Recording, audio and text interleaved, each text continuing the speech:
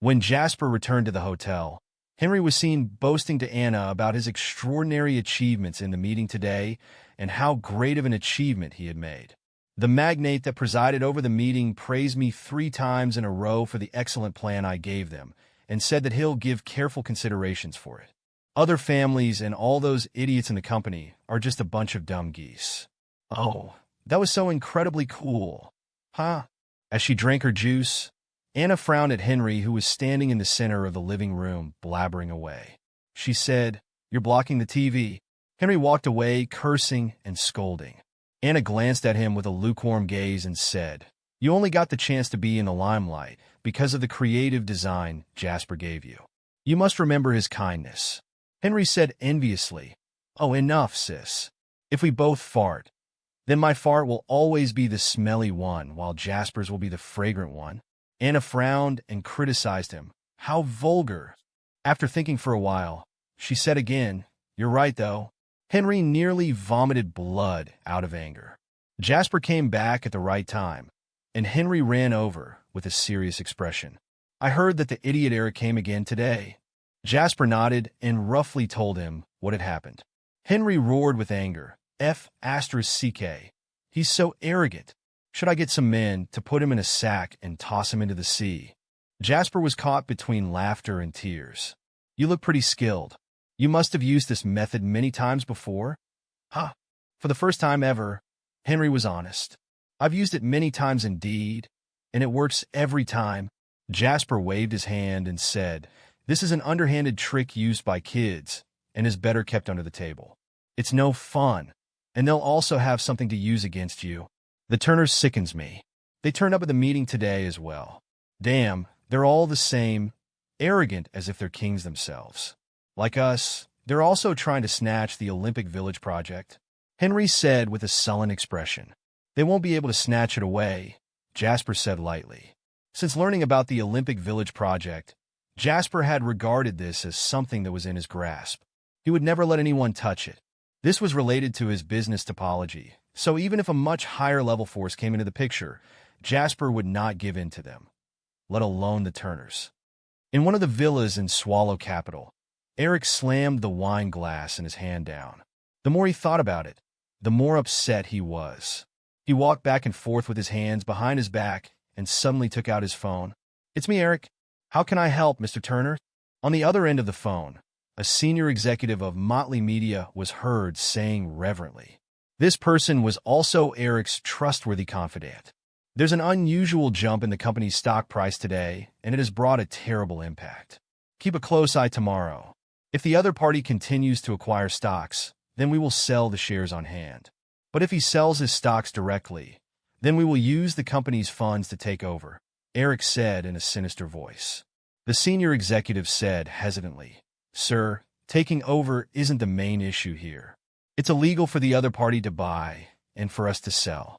If the Securities Regulatory Commission catches us, then we will be in big trouble." Eric roared furiously, "This is my decision. I'm informing you, not discussing it with you. I, the chairman, am responsible for the consequences, so what are you afraid of? Have you forgotten that I'm a Turner, who will have the audacity to control me?"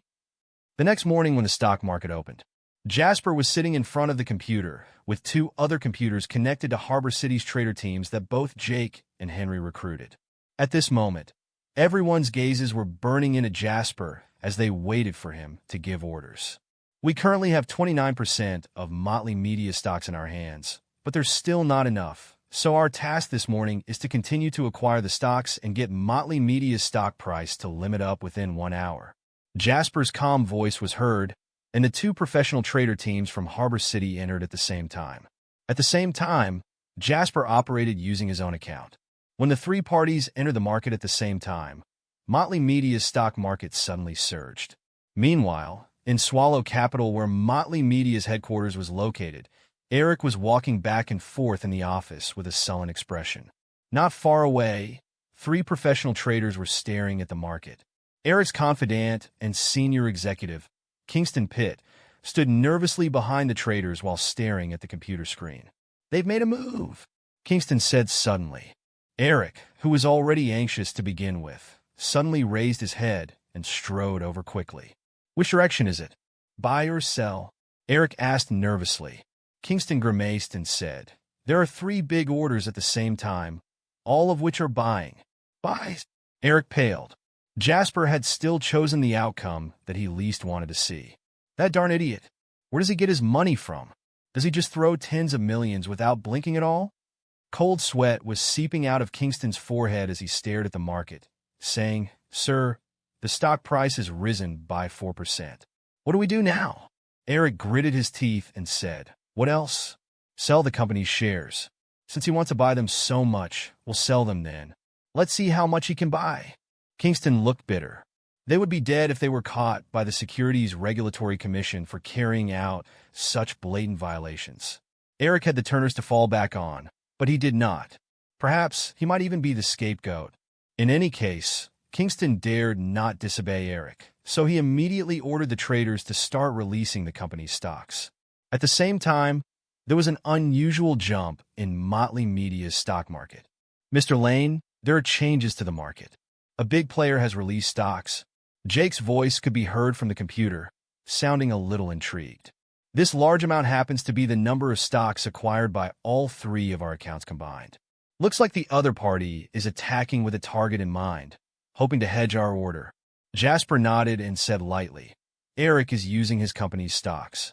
Gather the evidence and hand it to the Securities Regulatory Commission." "Sure." Jake narrowed his eyes and smiled. Harbor City's stock market had been recovering these days. Although it was great to have money coming in constantly, he simply had no chance to make a move. Now that there was finally a chance for him to go to the battlefield, how could he not be excited? The buyers headed by Jasper and the sellers headed by Eric fought fiercely on Motley Media's stock market. At this moment, all the flashy tactics were useless. They were simply competing to see who had more capital. Eric was constantly selling while Jasper was constantly buying. When the transaction volume between the 2 parties reached 200 million, Eric roared in the office. "Where did this idiot get so much money from? It has already hit 200 million, and he's still buying." Kingston wiped the cold sweat off his forehead and said, "Sir, Jasper already holds more than 35% of the shares. If this continues, your position as the largest shareholder will be threatened. It'll all be over by then." Eric took a deep breath, and even his gaze was faltering. "F***, you think I don't know that?" Kingston clammed up immediately, afraid to say anything more. After walking irritably for 2 rounds, Eric murmured, 35% of the shares, huh? This idiot is already the 2nd largest shareholder in Motley Media. What exactly does he want to do? Was he just trying to intimidate me when he said he'll hammer the market, but he's actually just trying to acquire Motley Media? This thought frightened Eric so much that sweat was seeping out of his forehead, and even his hair stood on end. If Jasper was only trying to hammer the market, then the truth was that Jasper would suffer losses with the Turners as he was inflicting harm on them and himself at the same time. Eric would only bring hundreds of millions worth of losses to the family. However, if Jasper's goal was to devour Motley Media whole, then the Turners would lose Motley Media's ownership right. That would be Eric's doom. His family would definitely not forgive him. Eric subconsciously wiped the cold sweat from his forehead. This had never happened before. He felt a trace of regret for provoking Jasper. This person was simply too difficult to get rid of. At this moment, Motley Media's trading volume was enlarged infinitely due to the buying and selling contest between both parties. However, the stock price continued to stabilize at a fairly reasonable value because Eric continued to sell regardless of the cost. Ring. Eric's phone started ringing. After taking a deep breath, Eric connected the call. The unflustered and thick voice of a middle-aged man could be heard coming from the other end of the call. "Eric, what's going on with Motley Media's stock price?" There was a trace of horror on Eric's face as he said, "Dad, it's Jasper. He's colluding with the laws to attack Motley Media." "Nonsense." Brad Turner's voice was full of anger. "Our main goal right now is to get our hands on the Olympic Village project, and the laws are our greatest enemy. I don't want any issues cropping up at this critical juncture," Eric said reluctantly. "But I can't just sit and watch Jasper snatch the qualification to host the celebratory banquet. My reputation in Swallow Capital will be greatly affected. Is your reputation more important, or our family's interests? Brad said solemnly. Eric gritted his teeth, afraid to talk back. All right, I want you to stop immediately. Don't give yourself trouble because of trivial things. You hear me? As he listened to the voice on the phone, Eric let out a wry smile and said, I'm afraid it's too late, Dad. Jasper now owns 35% of the company's shares and is still buying. If this continues, Motley Media will change ownership. Brad was furious. You own 70% of Motley Media's shares. How did he get 35%? As he said that, Brad realized what was going on and asked in a sullen voice, Did you touch the company's stocks? Eric's lips trembled. He was too afraid to speak. After a while, Brad was heard roaring from the other end of the phone. You rebellious child. Get your *SS back here at once. After hanging up the call in a crestfallen state, Eric had yet to have the time to breathe when he heard Kingston's hopeless voice saying, The stock price has hit limit up. Jasper now owns 40% of the company's shares. With a thump, Eric slumped to the ground. It felt as though the sky had become overcast as well. The total investment is $1.25 billion. I invested $1 billion and you $250 million. Henry. Jasper closed the computer, got up, and smiled at Henry. Soon, this $250 million will double up to at least $500 million. Henry asked curiously, Aren't you going to hammer the market? Why are you only buying today? Jasper said, I initially planned to hammer the market, but I had a feeling that Eric won't give up so easily, so I tried to buy when the market opened. However, I didn't expect Eric to actually operate illegally and use the company's stocks to hedge against me. In that case, I changed my plan as well. I'd buy as much as he has, and the increase in the equity ratio will directly threaten the Turners' power over Motley Media. If I can control Motley Media, that's when the Turners will feel the pain. Henry came to a sudden realization and then smiled while saying, I've collected all the evidence you want and will soon submit it to the Securities Regulatory Commission. Jasper chuckled and said, It's better to pass it directly to the senior executives of the Securities Regulatory Commission via special channels. Otherwise, the Turners might place obstacles in your way.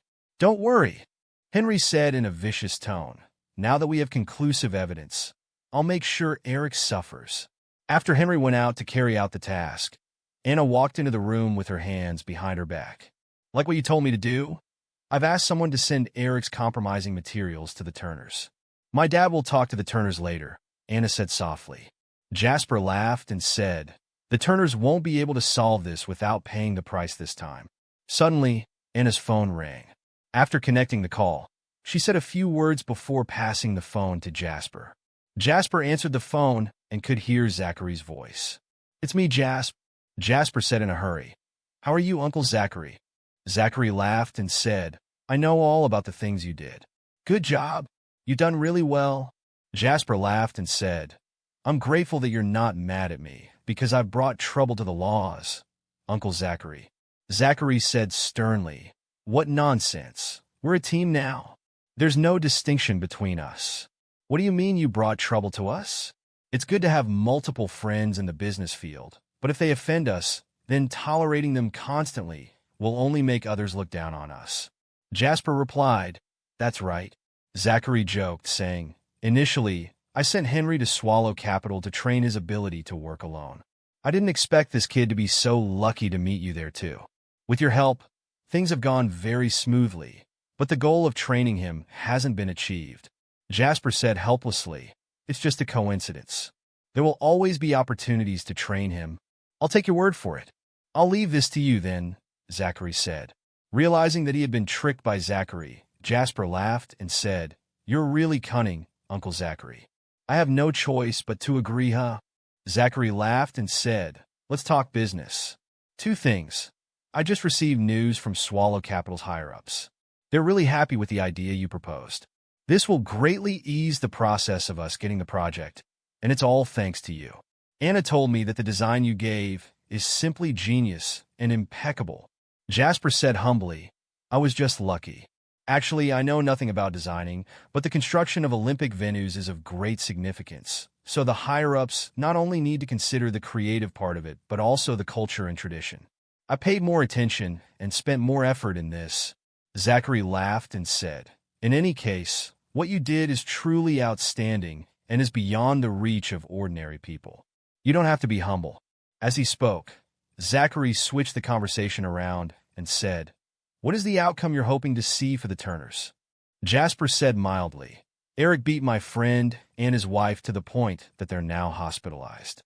I hold a deep grudge against him because of this. I want him to pay. An eye for an eye and a tooth for a tooth. Zachary said in a deep voice, okay, I know now. Jasper suddenly said, Uncle Zachary, would you please tell the Turners that Eric must pay the price, but I have no intention of becoming the Turners' enemy. Zachary was silent for a moment and praised him. Jasp, sometimes I can't believe that you're only in your 20s.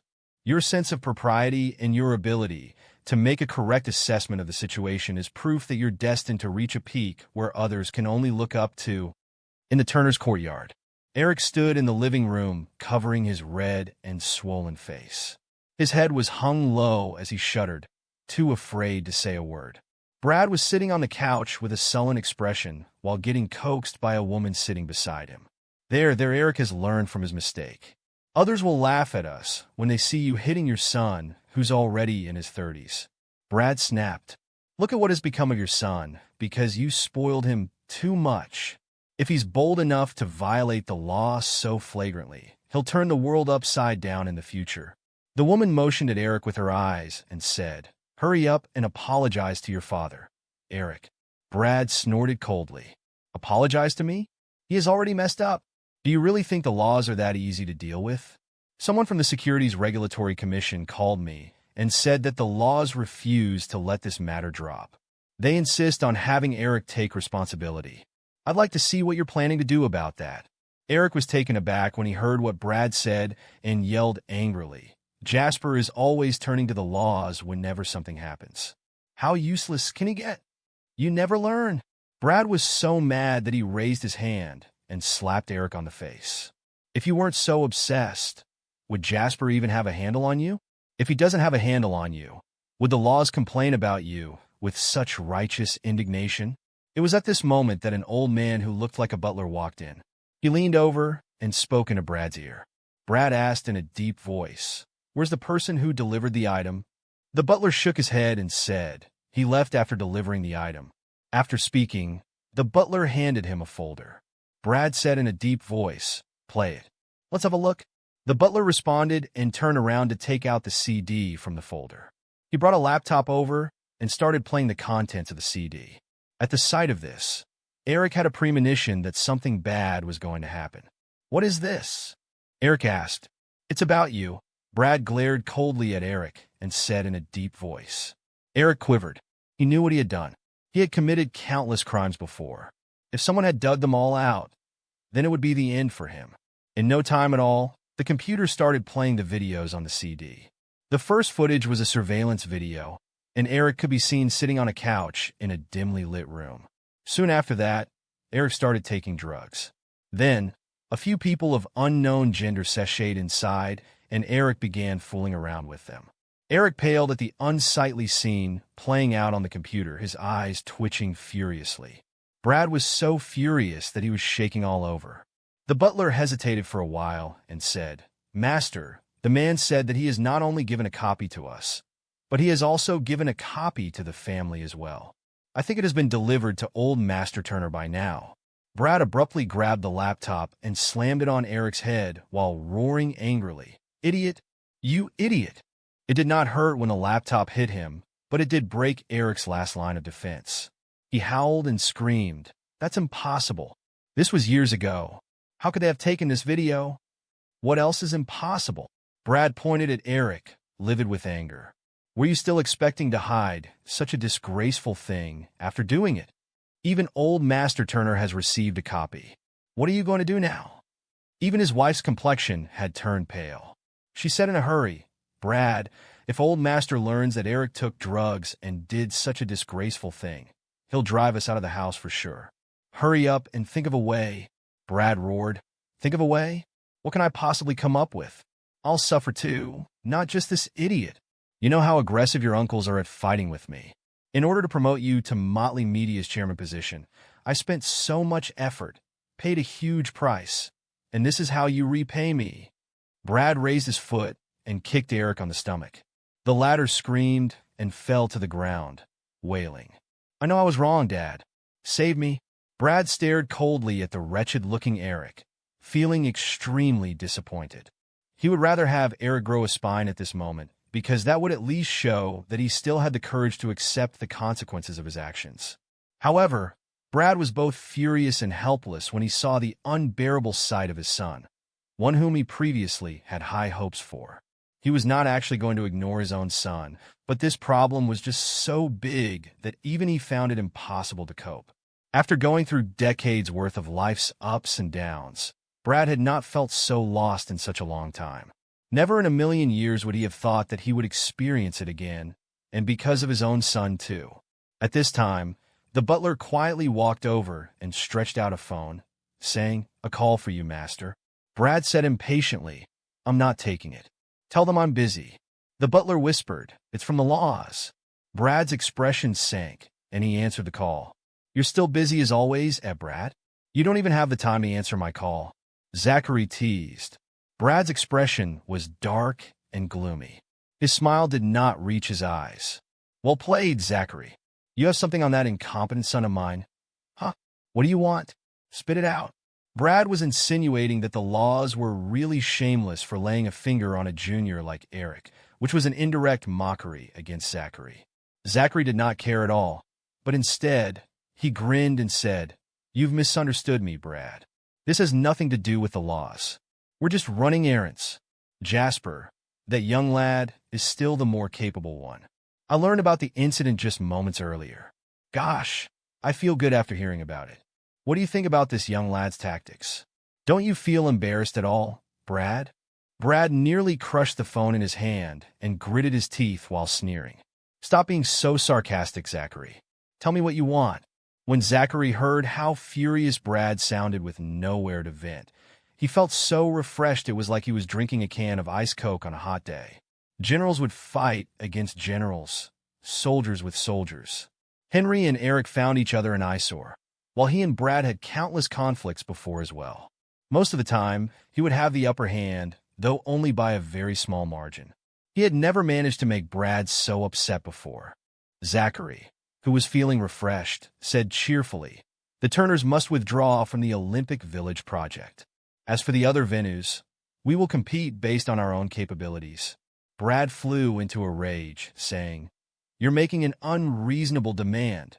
Zachary said mildly, "You can't say that, Brad. Listen, the CD that's meant to be sent to old Master Turner's house is still with my men. You still have a chance to redeem the situation. It's your decision whether you want to solve this between you and your son or cause a stir in the entire Turner family." Brad narrowed his eyes when he heard what he said. If the materials were sent to old Master Turner, then he would be doomed for sure. He would certainly not let Zachary get what he wanted, but there was now a glimmer of hope. He was hesitant to pelt a rat for fear of smashing the vase beside it. As for the Turner's pillar, Brad knew better than anyone what the upright and plain-spoken old Master Turner would do to his son once the materials reached his hands. After taking a deep breath, Brad said in a deep voice, "This is the only condition you have?" Zachary was not surprised by Brad's compromise. He continued happily, "This is just my own condition. After all, this is still a grudge between Jasper and Eric. My nephew wants me to pass on a message to you too. The wrongful act that Eric committed will be returned. An eye for an eye, a tooth for a tooth. However, he has no plans of becoming the Turner's enemy." Brad sneered when he heard what he said. You can press Brad's face on the ground and bash him up. Jasper is considered the best among his peers. Is that all he wants? To bash him up? He doesn't want to be the Turner's enemy? Easy for him to say. Everything he's doing shows that he's going against the Turners. Zachary's smile diminished as he said insipidly, "If this is the attitude you have, then I don't think there's a need to discuss this anymore. I must remind you that old Master Turner is a hero whom I respect, but none of his descendants have the guts. Don't underestimate others just because you're born in Swallow Capital. Why don't you go and find out what kind of reputation Jasper has in Harbor City and the things he has done? If you want to fight, then bring it on. If you lay a finger on Jasper, then you're laying a finger on me, Zachary. Let me tell you one last thing. Old Master Law is very fond of Jasper. You can say that he thinks highly of Jasper. If worst comes to worst, my old man and I will make a trip to Swallow Capital and face the Turners personally.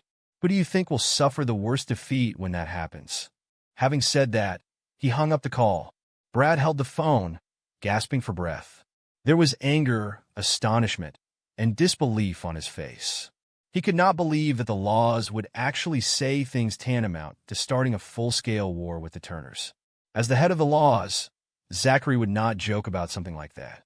If he laid a finger on Jasper, then the laws would definitely start a war with the Turners. At the thought of this, Brad smashed the phone in his hand. What the hell did you do to Jasper? Brad stared at Eric coldly and roared. Eric stammered and said, I didn't do anything really. I just hired someone to beat up one of his friends and got him hospitalized. Brad pointed at Eric furiously and yelled, Go and apologize to Jasper immediately. If he wants you to eat muck, then you'd better eat it before you come back, or even I won't be able to help you with this. Eric trembled all over, clutching his red and swollen face. He said unwillingly, You want me to apologize to him? I would rather die. Then die. Brad roared and gave Eric a cold look. You idiot. That'll teach you. Before you offend someone, find out who he is first. Who else could he be? He's just a boy toy clinging to the laws. He's just slightly rich. Eric gritted his teeth. Brad was so furious he laughed out loud. Boy toy? Slightly rich? Do you think you have the ability to make the laws start a full-scale war for you? When Eric heard what he said, he felt as though he had been struck by lightning. He said incredulously, The laws are starting a full-scale war with US because of him? Are they out of their minds? Brad sneered. Zachary is an old cunning fox. A really sharp-witted one, too. Do you think he's crazy? He's smarter than anyone. If he can speak on Jasper's behalf and is willing to pay such a price, then that just proves Jasper is worth a lot to the laws. What about you? Look at you. You're already in your 30s and still can't do anything right. I don't expect you to accomplish anything great, but at least stay out of trouble. As he said that, Brad demanded while offering no room for doubt, I want you to go and settle this dispute with Jasper at once. I don't care what conditions he gives. You'll agree to them all, or I won't be able to help you when your grandpa finds out about this. You know how your grandpa is. If he knows that you took drugs and messed around with those people, you'll get kicked out of the house. Eric quivered all over. Although it was really humiliating for him to yield to Jasper, this was the only option he had at the moment. He gritted his teeth and said, Fine, I'll go. In the hospital, Jim's ward. When Jasper walked in through the door with Henry, Jim quickly sat up. At the sight of the fruits Jasper was holding, he hastened to say, Your presence is more than enough. Why are you still bringing me things? Jasper smiled and said, These are to replenish your vitamins. Do you feel better now? Jim smiled and said, Much better. Jasper introduced Henry to Jim, saying, This is Henry, the son of the Law family in Harbor City. You've met him before. Now the Laws are doing investments in mainland, so you may have the opportunity to work together in the future. Judging from Henry's status and temperament in the past, Jim would normally be someone beneath his consideration. With Jasper as the introducer, however, Henry did not mind having Jim's back in the future. Henry handed out a business card and grinned. Let's keep in touch. Jim took the business card with both hands emotionally and said awkwardly, I don't have a business card with me right now. I'll give you a call later and you can save my number. I'm pretty confident about running a business consulting firm. I'll need your guidance and help in the future. Henry grinned and said, Sure. Jim knew that Jasper wanted to compensate him. Having a top resource such as Harbor City's Law family was better than giving him cash. If he could just take a tad of resources that slipped out of the Law's fingers, it would be more than enough to sustain his company. If it were not for Jasper, it would be impossible for him to make contact with big-shot young masters like Henry, let alone have the Laws take the initiative to give him a business card. At the thought of this, Jim could not help but give Jasper a grateful stare. As they spoke, there was a knock on the door of the ward. Julian walked into the ward and said to Jasper, Eric is here, Jasper. Jasper nodded, indicating that he understood. However, he did not mention that Eric could come in. Julian understood what Jasper meant. He walked out the door and said to Eric, who was standing at the door with a sullen expression, "Wait here." Eric took a deep breath, feeling deeply humiliated. He was surprised that Jasper would put on airs and deny him entry even when he had personally turned up to apologize. "How long am I supposed to wait?" Eric asked through gritted teeth. Julian said mildly, "He didn't say. Just wait here. You." Eric flew into a rage and glared viciously at Julian, eager to kick him. While Eric grew impatient, the door of the ward opened and Henry walked out, grinning from ear to ear. He took out a cigarette and lit it with a lighter, exhaling a puff of smoke on Eric's face. "Arrogant and presumptuous. Sigh. This ordinary cigarette is dull and tasteless no matter how expensive it is. It must be cooler to take drugs, huh?" Henry laughed. Eric's face was so dark that it could absorb all the light around it. "Stop being so proud, Henry. Who are you being sarcastic to?" "Talking to you," Henry said in a free and easy manner. "I'm nothing compared to you, though. How can you bring yourself to mess around with ladyboys? You're King dope." Eric glared at Henry with spiteful eyes. He gritted his teeth without a word. He knew that the more he spoke, the possibility of him being humiliated would be even bigger. When Henry was done smoking, he clapped his hands and said, "Go in then. My brother-in-law is waiting for you." Eric could not stand it anymore and flew into a rage. "Why didn't you say it earlier?" Henry grinned and said, "You didn't ask." Eric glanced bitterly at Henry, then drooped his head and walked into the ward. Never in Eric's wildest dreams would he have expected himself to stand outside the door asking to meet Jasper, even more so in such a humiliating way when he was left to wait outside the door for more than 10 minutes. At the sight of Jasper sitting on a chair next to the hospital bed, the fear in Eric's heart overwhelmed his hatred. After all, Jasper's means were simply too cruel. In just a few days, Jasper had forced him every step of the way to a point where he needed to show up here and beg for mercy. With his fists clenched, Eric threw caution to the wind and walked straight to Jasper, saying, "I was wrong, Jasper. I give up. Please forgive me." Jasper was calm, as if he did not hear what he said at all. Instead, he asked Henry, who was leaning against the door with his arms crossed, "What are we having for dinner?" Henry thought for a while and said, "We've been eating Western food these days, and the food just tastes so bland to me now. Should we have something more exotic?" "Venison, then." "Venison barbecue," Jasper proposed. Henry's eyes lit up. "Sure." Eric stood in place, his entire body going rigid. He did not know whether to leave or stay. He had never felt so humiliated in his life. He took a deep breath whilst trembling, staring straight at Jasper. He said, "You've won, Jasper. I admit that I'm not your match and shouldn't have attacked you. What do you want to do to me? Be quick. Why must you torture me?" It was only then did Jasper look straight into Eric's eyes.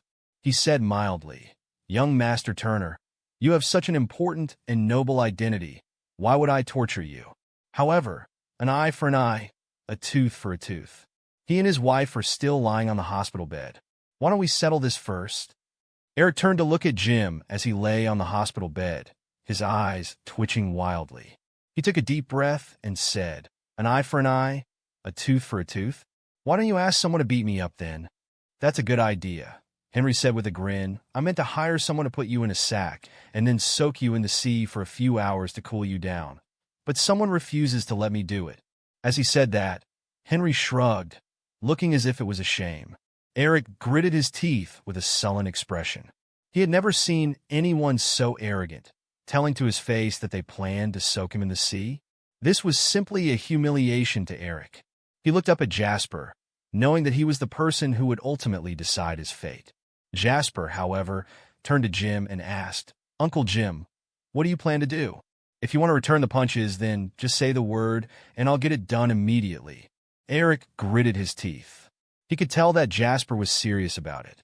As long as Jim nodded, then he would not be able to escape the brutal beating he would get today. Jim was lying on the hospital bed, feeling a little flattered. He did not expect himself to one day have the power to decide Eric's life and death. It might sound a little exaggerated to say life and death, but the brutal beating he had suffered was enough to leave anyone's life hanging by a thread. He did not expect an insignificant figure like him to one day experience this high point in life. For some reason, Jim had a sudden realization that nothing in this world was constant. After thinking for a while, Jim smiled at Jasper and said, "Forget it, Jasper." Jasper raised his eyebrows slightly. When he was about to speak, Jim spoke again.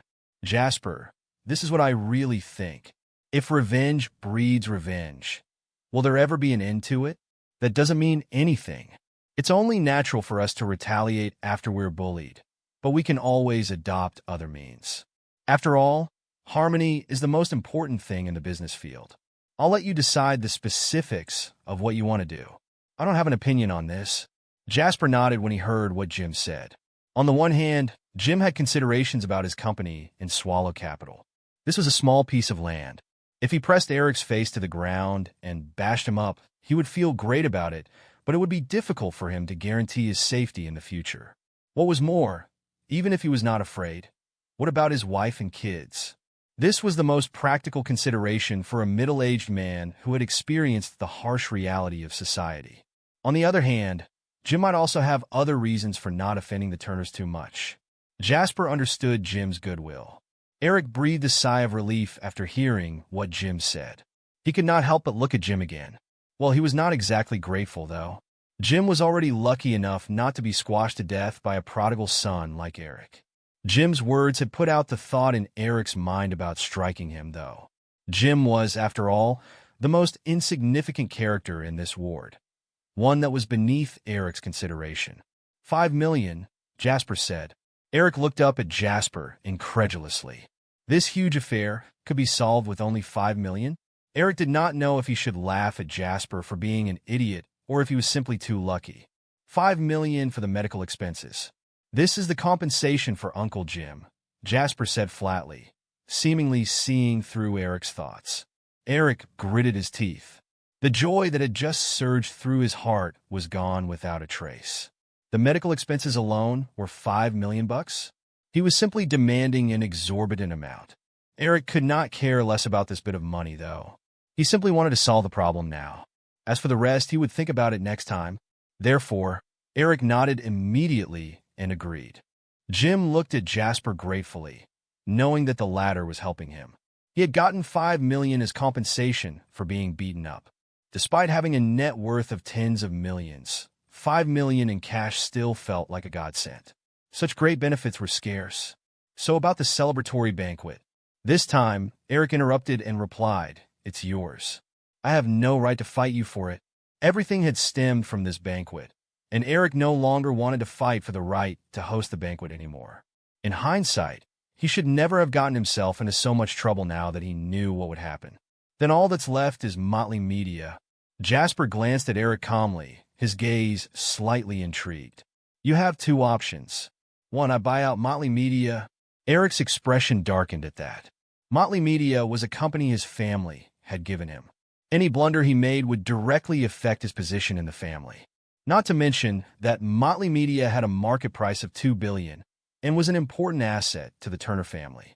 In addition, the past two huge wars had pushed Motley Media's market value to almost $3 billion now. No matter what, there was no way the Turner family would simply hand Motley Media over. This was a responsibility that not even his dad, Brad, could take up, let alone Eric. Instead of running his mouth, Eric waited quietly for Jasper's second option. The second option is that the Turner family buys the 40% stocks I have on hand for $2 billion. The second option forced Eric into an absolute corner. $2 billion? That's too much, Eric exclaimed, aggrieved. No matter how rich the Turner family was, there was no way they could just take $2 billion out like that. Especially not when Eric was far from being a representative of the Turner family. Jasper replied calmly, "Is it? $2 billion is nothing in comparison to your future, Mr. Turner." Eric clenched his teeth. "Please, Jasper, give me a discount. I don't have $2 billion to take out." Jasper replied calmly, "Sorry, no negotiations." As he stood in place, Eric felt his scalp go numb. It was a frightening amount of money, and he did not have the authority to give Jasper a reply. Seeing Jasper's expression, Eric knew that there was truly no room for negotiations. Taking a deep breath, Eric spoke grimly. "Give me some time. I have to discuss this with my dad." "Go ahead." Jasper smiled. "I'm an understanding person most of the time."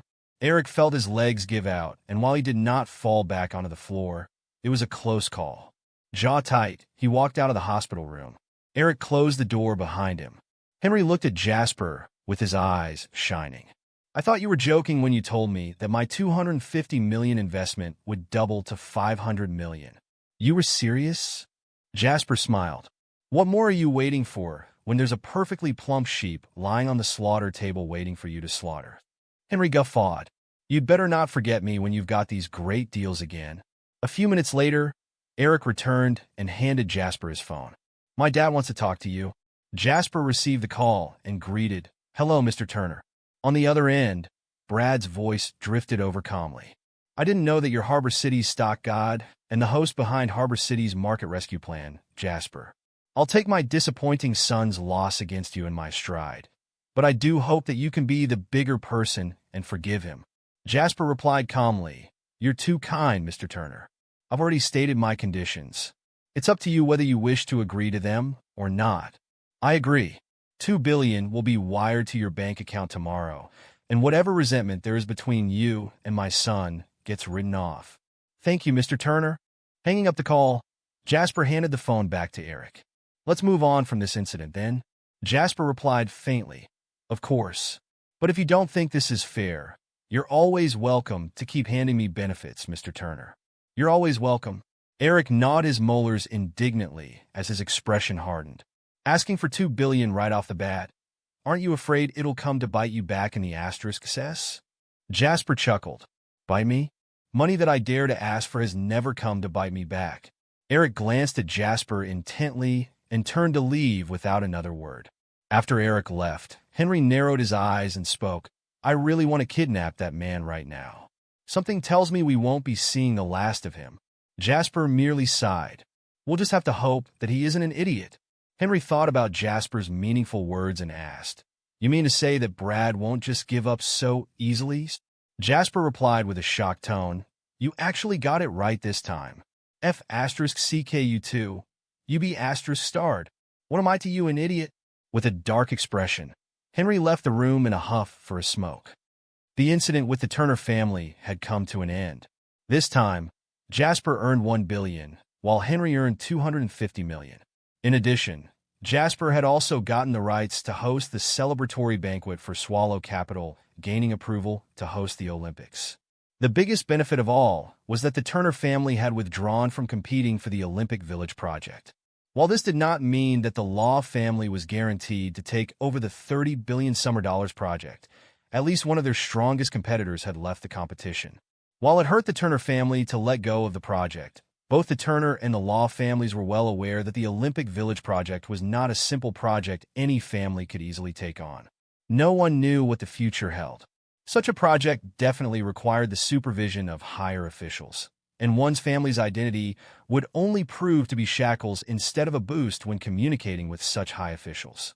After all, the people in charge might not choose to split the entire cake with formidable families only. It was just another tactic to control the balance of benefits. That was why the Turner family gave it up and moved on. From their understanding, even if they did not give it up, it was still unlikely for them to get the project. If that was the case, they might as well put their focus on fighting for other stadiums. All in all, it could be considered a huge win for Jasper and the Law family. The following morning, Jasper held a conference meeting in Easy Media once he received the $2 billion from the Turner family. He gave all the employees a few days' worth of holidays, and the moral decline within the company was dramatic. All sorts of rumors began to fly around. Most of them spoke of how their new boss, Jasper, had offended some big shots in Swallow Capital. Now, the entire company was going to close down with Jasper's impending bankruptcy. It was a matter of their salary, so all the employees were waiting for Jasper to explain himself. Yet in face of such rumors, Jasper did not clarify anything at all. Instead, all Jasper did was release the news that he had gotten the right to host the celebratory banquet. Everyone present was surprised, and the senior executives in the conference room looked at Jasper as if he was a divine god. The approval to host the Olympics was the biggest news within the country right now, and it would not be an understatement to say that the entire country was rejoicing. Meanwhile, their boss had so easily gotten the right to host the banquet. The fact that they had become senior executives of a media company meant that they were all veterans who knew this unique media industry like the back of their hands. Naturally, they understood the value of hosting such a banquet, and that there was endless competition for the right to host. To think that their boss had gotten the right among so many formidable forces, just how able was this man before them? Once it clicked, everyone started looking at Jasper differently now.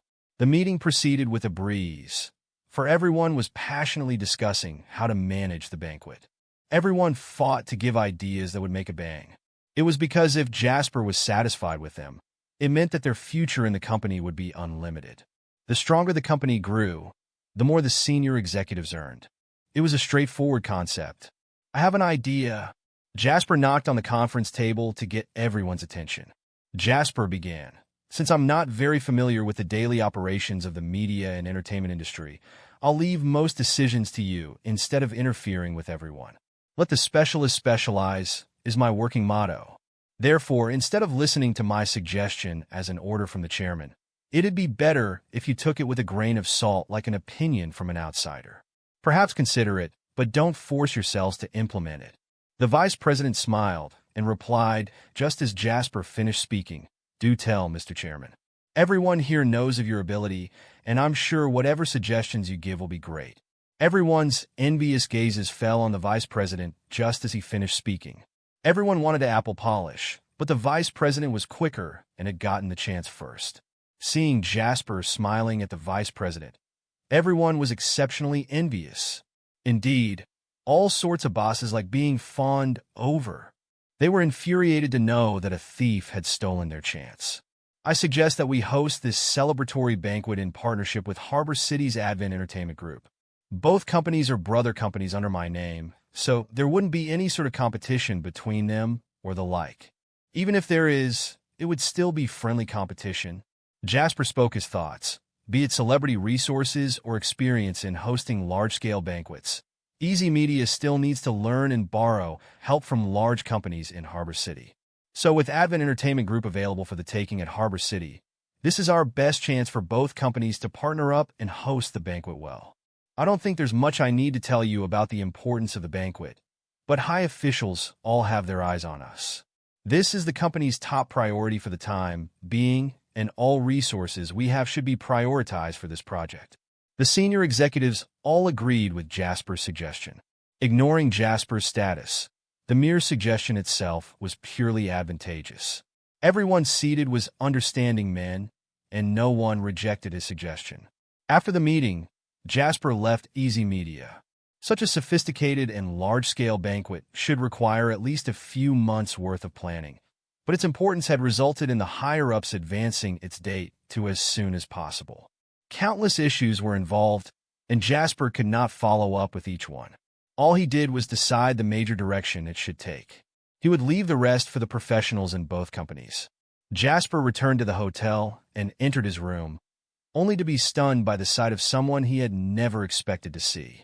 Wendy, sitting by the open bar in the living room and working on her laptop. When he looked up at the sound of the door opening and was faced with Jasper, he was completely shocked once he entered the room. She smiled beautifully, and the sight was enough to launch 1,000 ships. "Are you surprised?"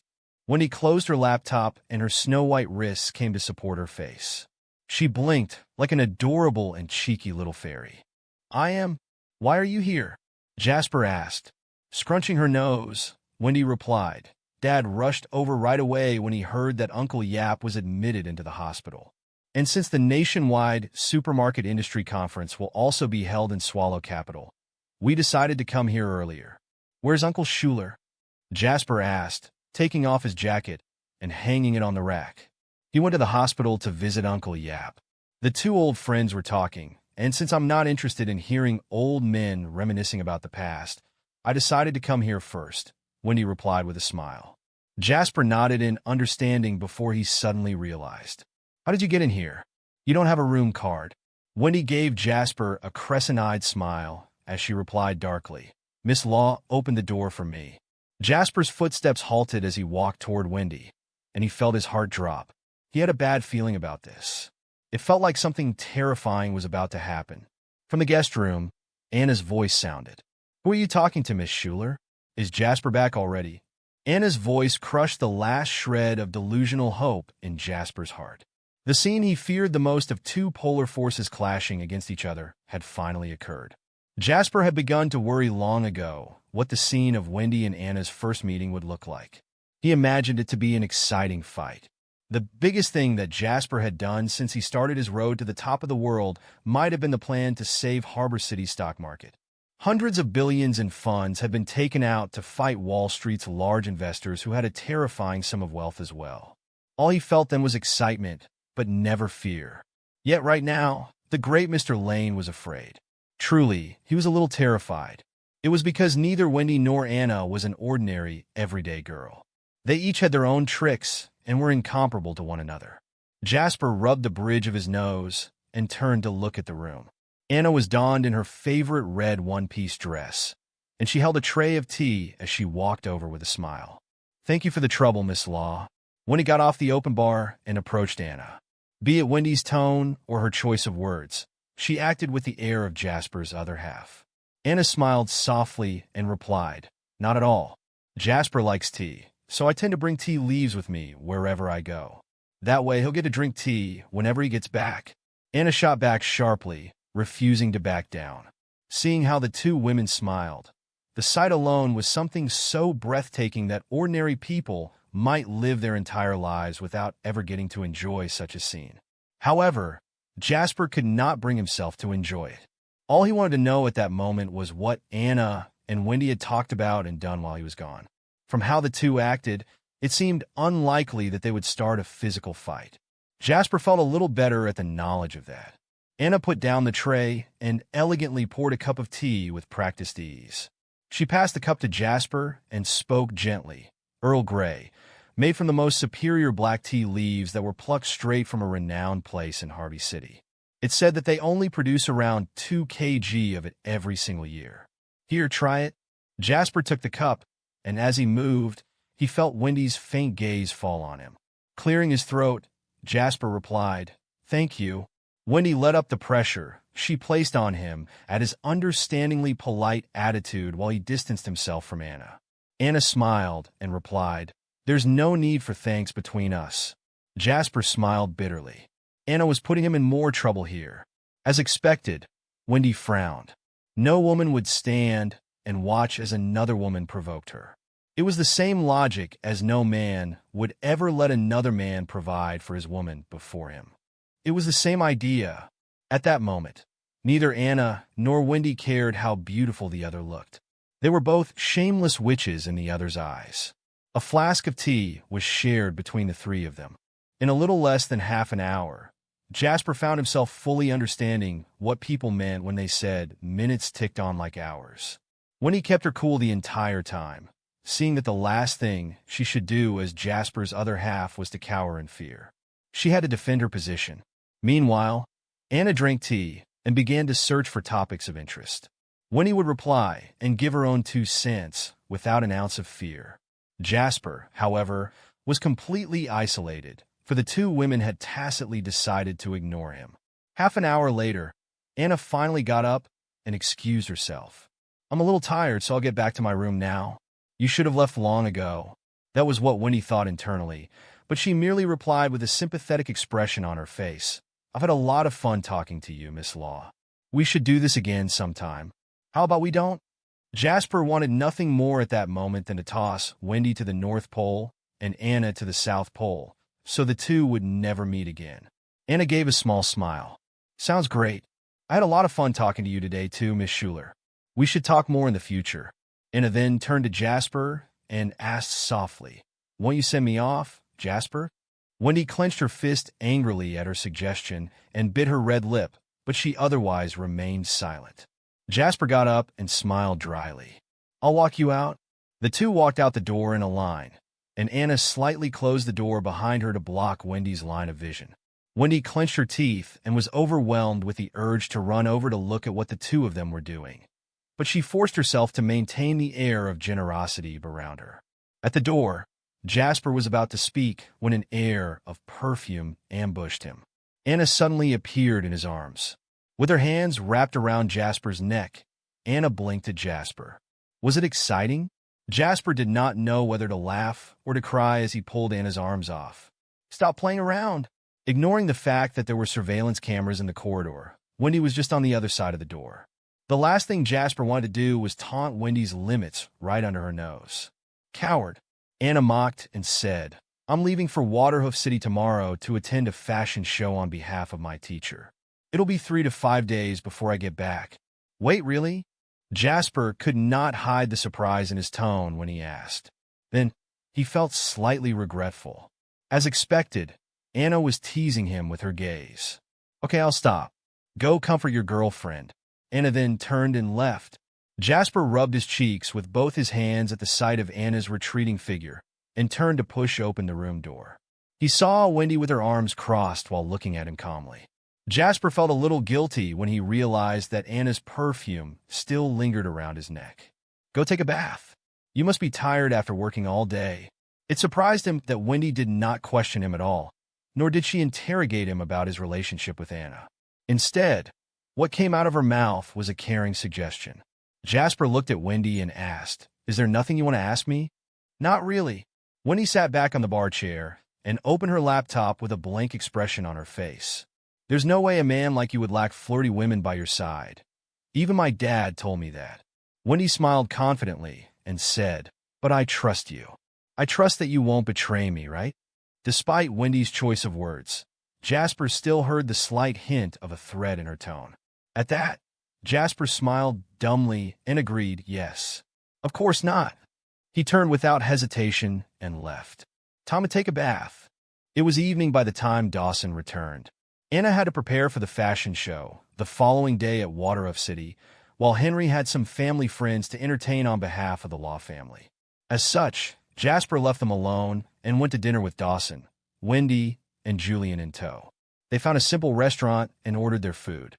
Dawson turned to Jasper, saying, "You must be exhausted with how busy you've been lately." Jasper smiled. "I'd rather be busy now while I'm still young. Having nothing to do, on the other hand, makes me feel uncomfortable." Dawson smiled. "Men at your age should indeed put their focus on work. That's how I started too. Don't worry, I'll watch over other things for you." Jasper poured Dawson a glass of wine. "I feel pretty bad about what happened with Uncle Yap." Dawson waved his hand dismissively. "Don't worry about it. We've been friends for decades. I know what kind of person he is. Not to mention, if we're looking at this more realistically, he did suffer quite a bit this time, but he has earned more from this. In this case, he should be thanking you instead. All he did was praise you when I visited him in the hospital. You might as well be some divine being to him at this point." Jasper smiled. "I've already smoothed the incident over, and even if there are still some loose ends to tie, I don't think he'll be in the crossfire anymore." Dawson nodded and spoke warmly. "Tell me if there's anything I can help you with. I might not be able to help much when it comes to contacts in Swallow Capital, but I promise I won't just stand by and watch." Jasper did not reject his help and thanked him seriously. "I will." After dinner, Dawson suddenly turned to Jasper. "There's a supermarket conference I have to attend tomorrow, and people in charge of large chain supermarkets within the country will be there. It's more or less a chance to expand your circle of contacts. So how about you come with me tomorrow?" Jasper nodded. "Are you coming with, Wendy?" Jasper turned to ask. Wendy shook her head. "I've applied for Swallow Capital University's MBA seminar, and it's the opening ceremony tomorrow. I'll be busy the next 2 days." MBA was also known as Masters of Business Administration. To have such a master's at this age was a great advantage. However, it was also far from cheap, especially when it was Swallow Capital University's MBA seminar. It cost almost $1 million a year for tuition fees alone. Not that the cost mattered to Jasper and Wendy. In addition, since seminars like this were expensive, those who applied for one had to go through a stern screening. Those who did get accepted were a new level of promising talents in society. These classmates were all undoubtedly valuable contacts to have. Jasper exclaimed in shock MBA? I see. It'd be nice to sit in and listen, but you have to be careful. Some men like to sit in just for the sake of having something to brag about, and you never know what tricks they have up their sleeves. Jasper's stern expression did not look like he was joking. Wendy smiled and answered, "Don't worry, I know what to do." The following day, Anna left for Waterhoof City early in the morning. Jasper wanted to send her off, but she had left long before he arrived, and without a goodbye. Henry stayed up late entertaining guests and was completely passed out drunk. He continued to sleep past noon, for he had more entertaining to do in the afternoon. As such, Jasper left him alone again today. Such tasks were the rich kid's version of serious work. Jasper got Julian to follow Wendy as she went to enroll at Swallow Capital University, while he followed Dawson to the supermarket conference. The conference was held on the executive conference floor in a 5-star hotel. As it was a conference for a nationwide industry, it had to be sophisticated enough. A member of the staff from the organizing party led the entire way, and Jasper got a grasp of Dawson's status in the supermarket industry. The two entered the hotel, and after Dawson's identity was revealed, a man who appeared to be the person in charge immediately rushed over. He handed them the 2 qualification certificates for the conference. Then, he led Jasper and Dawson upstairs. Lights shone brightly in the conference hall, and there was a podium at the very front. Around the room were buffet-style tables for refreshments, and there were waiters all around the hall for guests to request help from. Quite the number of people are in attendance for the conference this time. Even the owners and senior executives of private state-owned and joint venture chain stores like Cameroon, Carrefour, Summer Resources, TR Mart, and Summer United stores will be here today. Dawson turned to tell Jasper before they walked through the door. Is something big about to happen to the industry? Why else would there be such a grand conference? Jasper knew that for at least 15 years, until online shopping completely monopolized people's expenses, the supermarket industry had always been thriving. Moreover, its unique business model guaranteed a large amount of cash flow to the supermarket industry. Supermarkets were the only business that had creditors but not debtors. It was a promising industry. However, Jasper did not want to dabble in this industry for now, as every industry had its own specialized techniques, and Jasper did not do things unless he was absolutely certain of its results. All he felt now was pure curiosity. Dawson smiled. I heard that they're deciding to develop a standard within the industry for everyone to abide by. While Jasper did not work in the supermarket industry, he had dabbled in similar industries and immediately understood what this so-called standard referred to. It was essentially a binding curse bigwigs wanted to give their industries so that they could benefit by gathering as many resources for themselves. They wish, Jasper replied faintly, not rooting for it. Developing standards within an industry was something that required the discussion of the entire country. Competitors should not be allowed to play judge at all. Dawson smiled noncommittally. My thoughts exactly. As they spoke, the two entered the conference hall. Dawson's arrival had brought over a small wave of guests. You're finally here, Dawson. I heard that you've been doing great with your real estate business lately. I almost thought that you wouldn't come since the supermarket industry is on a way smaller scale. A middle-aged man who approached them laughed while speaking. Dawson smiled and walked over. He reached out to shake the person's hand. I started off with the supermarket industry, so how could I let go of it just like that? There's no way I'd miss this conference. Here, let me introduce you. This is Jasper, my daughter Wendy's boyfriend. This is Mr. Chris Quarles. He's one of the big shots in our industry, Jasper. You might want to acquaint yourself. Under Chris' curious gaze, Jasper reached out humbly and greeted, Hello, Mr. Quarles. Chris reached out to shake Jasper's hand. Not bad. You have promising talent, young man. Jasper was a generation below his and still young, so Chris did not focus too much time on him.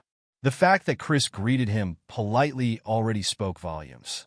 He turned to crack a joke with Dawson. Your angelic daughter already has her marriage partner decided. Dawson? My son's still in high school, though. I'd ask you to reconsider him if he wasn't so young. Dawson replied calmly. I'll let the young ones decide this for themselves. Plus, Jasper fits right into my requirements. Seeing how Dawson favored Jasper, Chris glanced at the latter again, but changed the subject. His smile fell as he leaned toward Dawson worriedly. I got wind of what's happening, Dawson. It's not in our favor at all. Chris had just finished speaking when a burst of powerful laughter boomed from behind. If it isn't Dawson from Schuler Group, I heard you almost got scammed by a few $100 million. I told you, didn't I? We got to know how much we're worth and don't dabble in things we don't understand. Look at you. Why won't you listen? What's with all this real estate business? No one's going to pity you when you make a loss, you know? By the time such targeting words were said, the person saying them had arrived in front of Dawson as well. Dressed in a black suit from a sophisticated brand, his hair was slicked back without one strand amiss. One glance was all it took to tell that he was a very successful middle-aged man. He had very prominent features, the most impressionable ones being the sharp and defined brows which added a tint of fierceness and frost. Jasper did not need Dawson to introduce him. This was Sebastian Walker, the owner of Cameroon.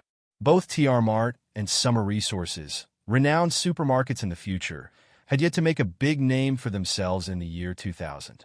The largest supermarket during this time was Cameroon. At the topic of Cameroon, Sebastian was indeed an able man. Born in nobody, Sebastian single-handedly turned Cameroon into the country's biggest supermarket chain in the year 2000 from a mere city workshop. Moreover, the popular commercial complex concept after 2010 was also first introduced into the country by Sebastian from abroad. However, Sebastian's conceitedness had made him neglect the fact that the country and its citizens' spending was far inferior to what the situation overseas was. Thus, his advanced concept had only fallen short in the end. The price he paid was Cameroon being the first supermarket defeated by online shopping. According to history, Sebastian was currently at the pinnacle of his career, so it made sense that he was very proud of himself. Against Sebastian's harsh words, Dawson showed no sign of a reaction.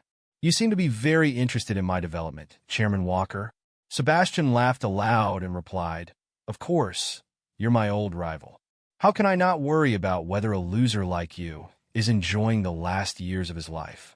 Dawson's eyes slightly narrowed as he replied calmly, Thank you for your concern, but you should take care of yourself. Sebastian's forced smile fell, and he suddenly turned to Jasper. Realizing that there was nothing special about Jasper, Sebastian smirked mockingly. What's this? Did Chairman Schuler bring someone new over as well? Don't you know to greet people when you see them? Jasper looked straight at Sebastian. Evidently aware of the fight between the two men, Jasper merely replied, My apologies, but I don't know you. Sebastian burst into laughter. I'm the host of this conference. What are you doing here if you don't recognize me then? Sebastian, Jasper is someone I brought over. If this is what you believe, then there's no need for us to be here at your conference. Dawson suddenly spoke and moved as if pulling Jasper out the door. Chris, who had been chuckling bitterly by the side, suddenly persuaded by saying, Dawson, hey, come on. Let's not be so rash, okay? We're here to attend a conference. It's a good thing. Relax. Okay, let's calm down. Pulling Dawson to sit as he spoke, Chris then turned to say to Sebastian darkly, How about you greet the other guests, Mr. Walker? We'll talk later? Sebastian scoffed. What big shot are you pretending to be in front of me when you're just a loser who has been hiding for the past 10 years? How do you even have the shame to bring someone new here? Do you not have any dignity? Ever thought about how his impression of you will shatter when you make a fool of yourself in public again? Sebastian then turned to leave. Dawson's expression was blank, but his eyes were icy. Chris smiled bitterly and comforted him. You know that Walker is just arrogant by nature, Dawson. Just ignore him. A lot of people are for this industry's standard, and those of us against it make up the minority. There's no way we can stop him if you leave. Jasper suddenly spoke. We can stay to have a look. Dawson slowly nodded his head after hearing Jasper putting it that way. He let out a sigh and said with a bitter smile, Actually, 10 years ago, I got into a fight with Sebastian Walker. It's just that I ended up losing that fight. Chris Quarles backed him up by adding, It wasn't actually a loss. In that fight, you actually showed your imposing momentum. As he was saying, Chris spun around and said to Jasper, 10 years ago, no one ruled over the supermarket industry in the southeast province yet. The Schuler family supermarket and Sebastian's Cameroon, which were the only two supermarket companies that entered the southeast province at the same time, competed with each other for the top spot. Both of them wanted to take over this huge market, and keep it to themselves. Hence, the two companies could not stop a fight from breaking out between them. The competition had been a cruel one. When it was very aggressive, both parties were basically losing in order to take control over the market. Your father-in-law was very kind and was a steady man in battle. He was very tolerant of the suppliers, and that's why many people supported him. But Sebastian was different. He was more domineering. Basically, he's the kind of person that says he's the only one who can rule the world. Therefore, not many people supported him. When your father-in-law was about to emerge victorious, a big boss from Swallow Capital suddenly took out a huge sum of funds to support Cameroon. With this, your father-in-law could no longer win against them and lost that battle. It was very unfortunate for your father-in-law. Ever since that time, he had never shown up in the market within the province. If not, no one could say for sure who will be the head of the current supermarket business within the country. Dawson said with a smile, "Those are the old stories. Why bother mentioning them?" Jasper spun around and asked Dawson, "Is it because Sebastian threatened you?" Dawson sighed and said, "You can't say that he threatened me. I'll just put it this way. It was an agreement and a bet. Whoever lost the bet will not be allowed to expand their market. But such an agreement doesn't take effect under the name of law, right?" said Jasper, frowning. Dawson said with a smile, "Of course not. But I'm a man of pride. Besides, I'm sick of it as well. Keeping the market going on within the province is more than enough to keep the Schuler family alive. And I also get to spend more time to keep Wendy company too." Jasper nodded and said with his gaze looking dark, "I'll avenge you." Before Dawson even spoke a word, Chris laughed. "Young man, do you know what kind of person Sebastian is? Do you know about the huge support he has? 10 years ago, your father-in-law was already no match for him. Things are still the same now. Your father-in-law couldn't handle him back then. What more you? It's a good thing to be ambitious, but young man, you should be more down-to-earth and hardworking." Jasper could make out that Chris and Dawson had a very good relationship. Chris said those comments with kind intentions, but it was not pleasant hearing them. Jasper was beyond the state where someone could persuade him with just words. At that moment, he merely let out a smile to show his gratitude to Mr. Quarles. Chris had been doing business his entire life, and it was impossible for him not to realize that Jasper did not heed his words at all. He shook his head, feeling that the youngsters nowadays were way too arrogant. However, he did not want to waste a single breath talking about it. After all, Jasper could be Dawson's son-in-law in the future. He had nothing to do with him anyway. He would not stop Jasper if he wanted to boast or get himself humiliated before Sebastian. While they were talking earlier, the forum had officially begun. Sebastian, as the leader and also the organizer, would naturally be the first to give his speech. The entire forum was centered around him. After spewing a whole load of rubbish for nearly half an hour, Sebastian cleared his throat and said, "I believe everyone has already gone through the contents of the standard for the nation's supermarket industry that I gave out earlier. I dare say this standard will definitely be great news that will benefit the industry. In the standard, I've set up a department with a committee to manage our supermarket industry. I vote myself for the position of chairperson of the committee. Now, let us start voting. This standard is suggested by me, Sebastian Walker, and naturally, I should be the chairperson. Everyone, please vote for me. Thank you." As soon as Sebastian was done with his speech, a huge group of people whom he had bribed earlier immediately voiced out their support. The situation looked good for him. Chris and his gang who did not support him all sat on their seats with awful looks on their faces. However, no one dared to take the lead.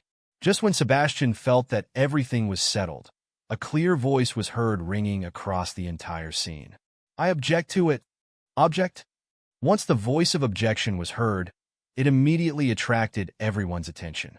Everyone was aware that Sebastian's status in this industry was very high. Only a handful of people dared to go against him when he spoke. Including Sebastian, nobody expected someone to be so daring at that moment to jump out and object. Isn't this just like wanting to slap Sebastian on the face in public? Exasperated, Sebastian looked over only to find out the one who stood up to talk was the young man beside Dawson. Suddenly, Sebastian's expression became dark. The scene at that moment was very quiet. Everyone was sneaking a peek at Jasper, including Sebastian, who was wearing a very awful expression. Most of the people were looking forward to seeing how things would turn out. Amidst the crowd, Chris came to Dawson and said into his ear with shock on his face, "Is this brat out of his mind? Why don't you stop him?" Dawson smiled calmly and said, "Why should I stop him?" It was as if it was the first time Chris was getting to know Dawson. Judging from Sebastian's temper, do you think he'll let Jasper off the hook? Isn't he your daughter's boyfriend? Are you just going to watch him dig his own grave? Even the Turner family was forced to step down by Jasper. What more Sebastian who's alone? Dawson was feeling thrilled, but his face did not show signs of it. At that moment, Sebastian spoke. "Dawson is the one who brought you here, right? You're just a brat who hasn't even gone through puberty. Your seniors don't dare say a word, yet you think you have the right to talk." His comment immediately exposed Jasper's identity. Everyone was surprised, and following then, everyone's gazes on Dawson became ambiguous. The conflict between Dawson and Sebastian was not a secret in the industry. Those who were in the industry for some time would know about it. More so, those who could come to participate in this conference were all big bosses in the supermarket industry.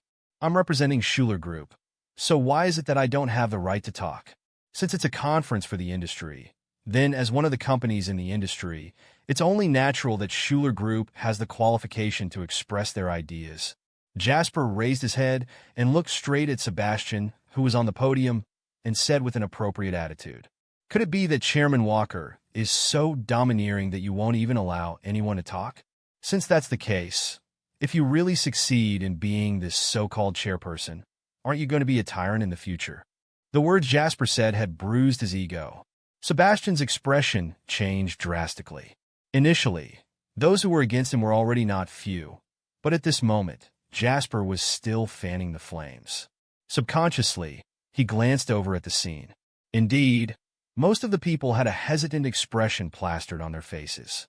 Sebastian took in a deep breath and said through gritted teeth, "Don't go talking nonsense. Of course, I'll allow others to talk. Besides, I'll be glad to accept good ideas. As long as it's a good opinion, I'll accept it. Then please accept my opinion.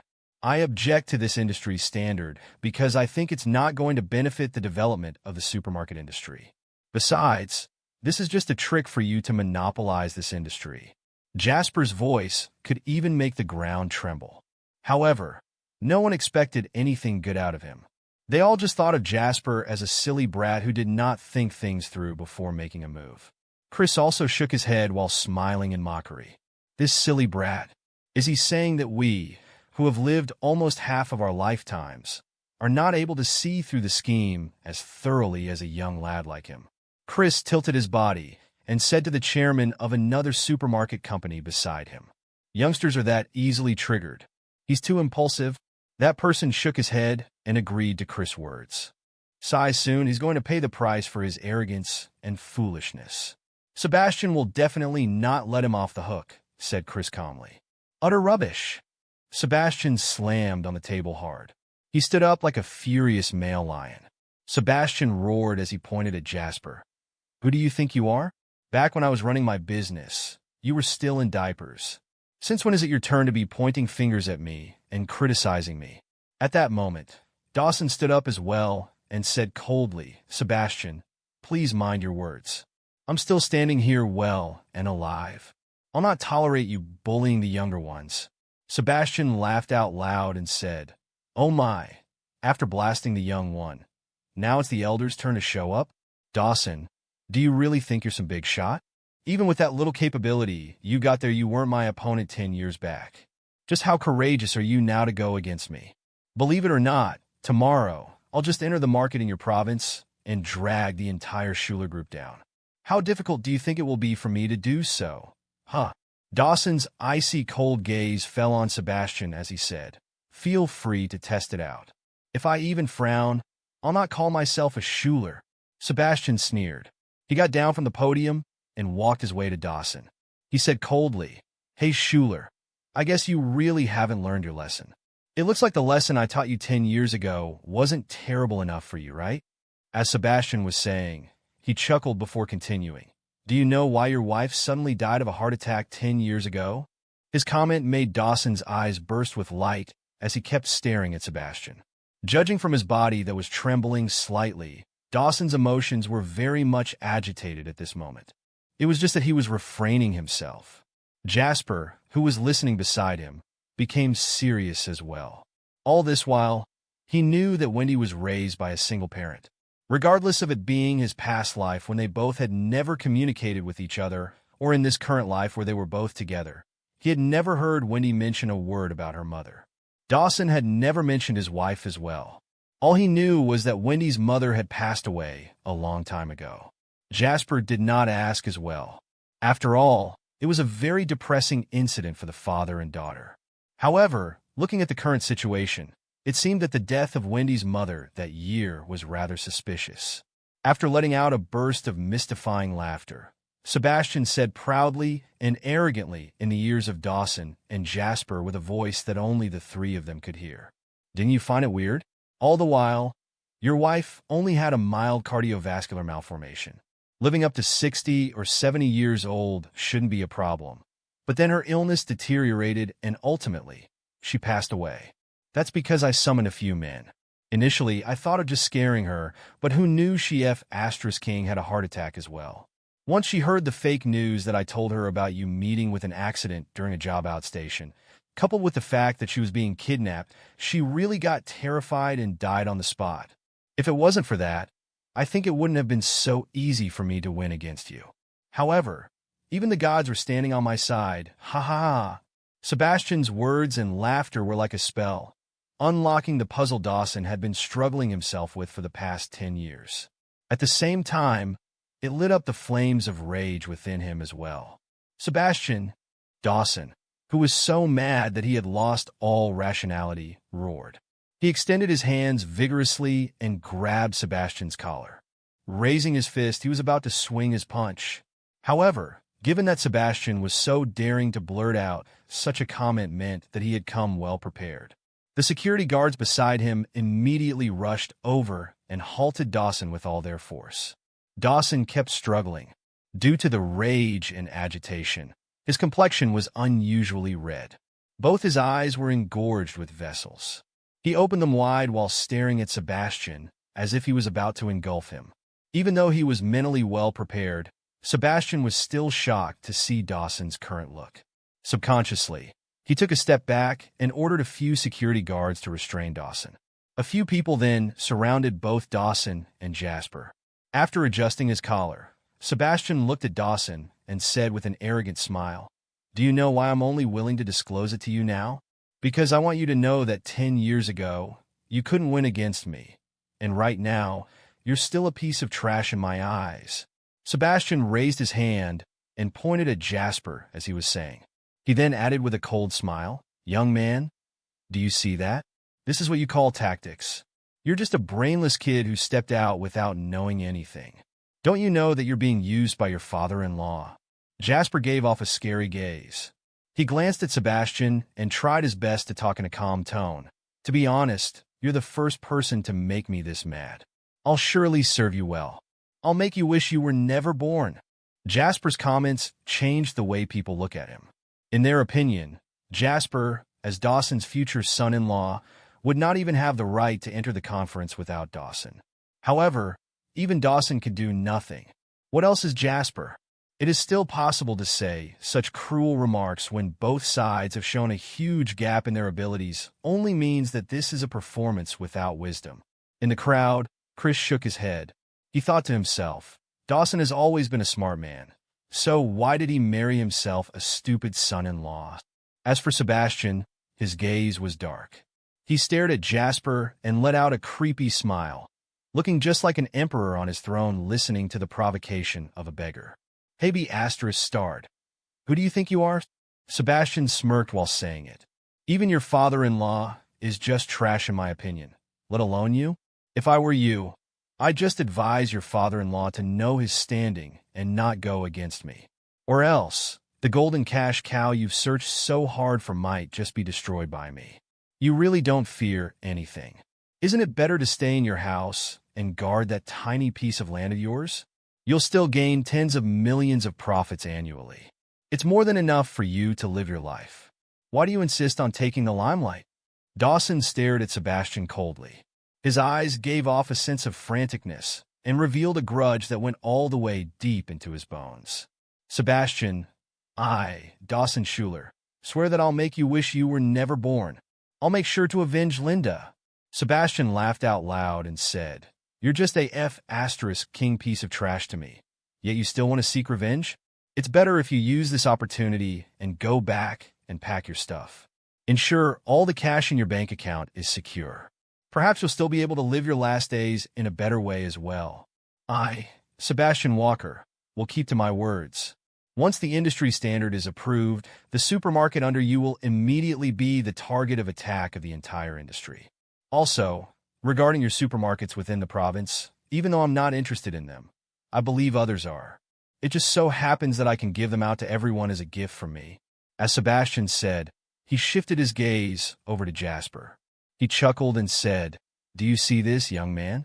Your useless father-in-law can only roar away. But what about it?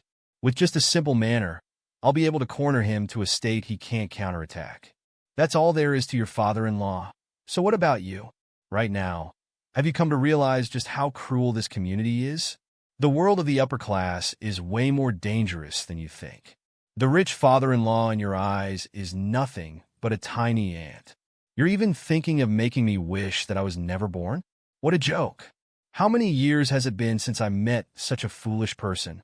Why don't you look at yourself in the mirror? What a joke. As Sebastian was saying, he squinted his eyes and glanced at the surrounding crowd. He was using Dawson and Jasper as examples, punishing them so he could warn everyone. Only in this way would he be able to take control of others. And in the meantime, he could proceed with his plans smoothly. You're Dawson's son-in-law, but don't ever follow in his footsteps. Sebastian revealed an evil smile while saying it. He stared at Jasper and said thoughtfully, Take good care of your wife. Don't let her follow her mother's footsteps. If that time ever arrives, it'll be too late to regret. After Sebastian finished talking, he lifted his head and laughed wildly. He was utterly arrogant. The people surrounding them exchanged terrified looks with each other. They were all feeling depressed at the same time. Even though they hated Sebastian's dominance, they also pitted Dawson and Jasper for what they were experiencing. However, at this moment, they could only sigh internally. It was because none of them dared step out and defend them both at that moment, as it would also mean going against Sebastian. Nothing good would follow it. Chris also sighed. He looked at Jasper and noticed that the young man's face did not carry a trace of remorse or any horrified emotions. His expression appeared calm. Could he be so mad that he's gone crazy? Chris shook his head. He's still too young. He needs to gain more experience. It was as if Sebastian was done showing off. So he said with a cold smile, Still hoping that I'll wish I was never born? Wait for a few more days, and we'll see who will have that wish. Stupid. After saying it, Sebastian spun around and returned to the podium for the meeting. However, at that moment, Jasper suddenly pushed the few security guards who were blocking him with much force. He sprinted ahead, and his body pounced forth like a cheetah. The distance between Sebastian and Jasper was only 3 to 4 meters apart. Jasper rushed over in a blink of an eye. He raised his hand, clenched it into a fist, and threw his punch. All of the moves were done smoothly. That heavy punch smashed right on Sebastian's terrified face.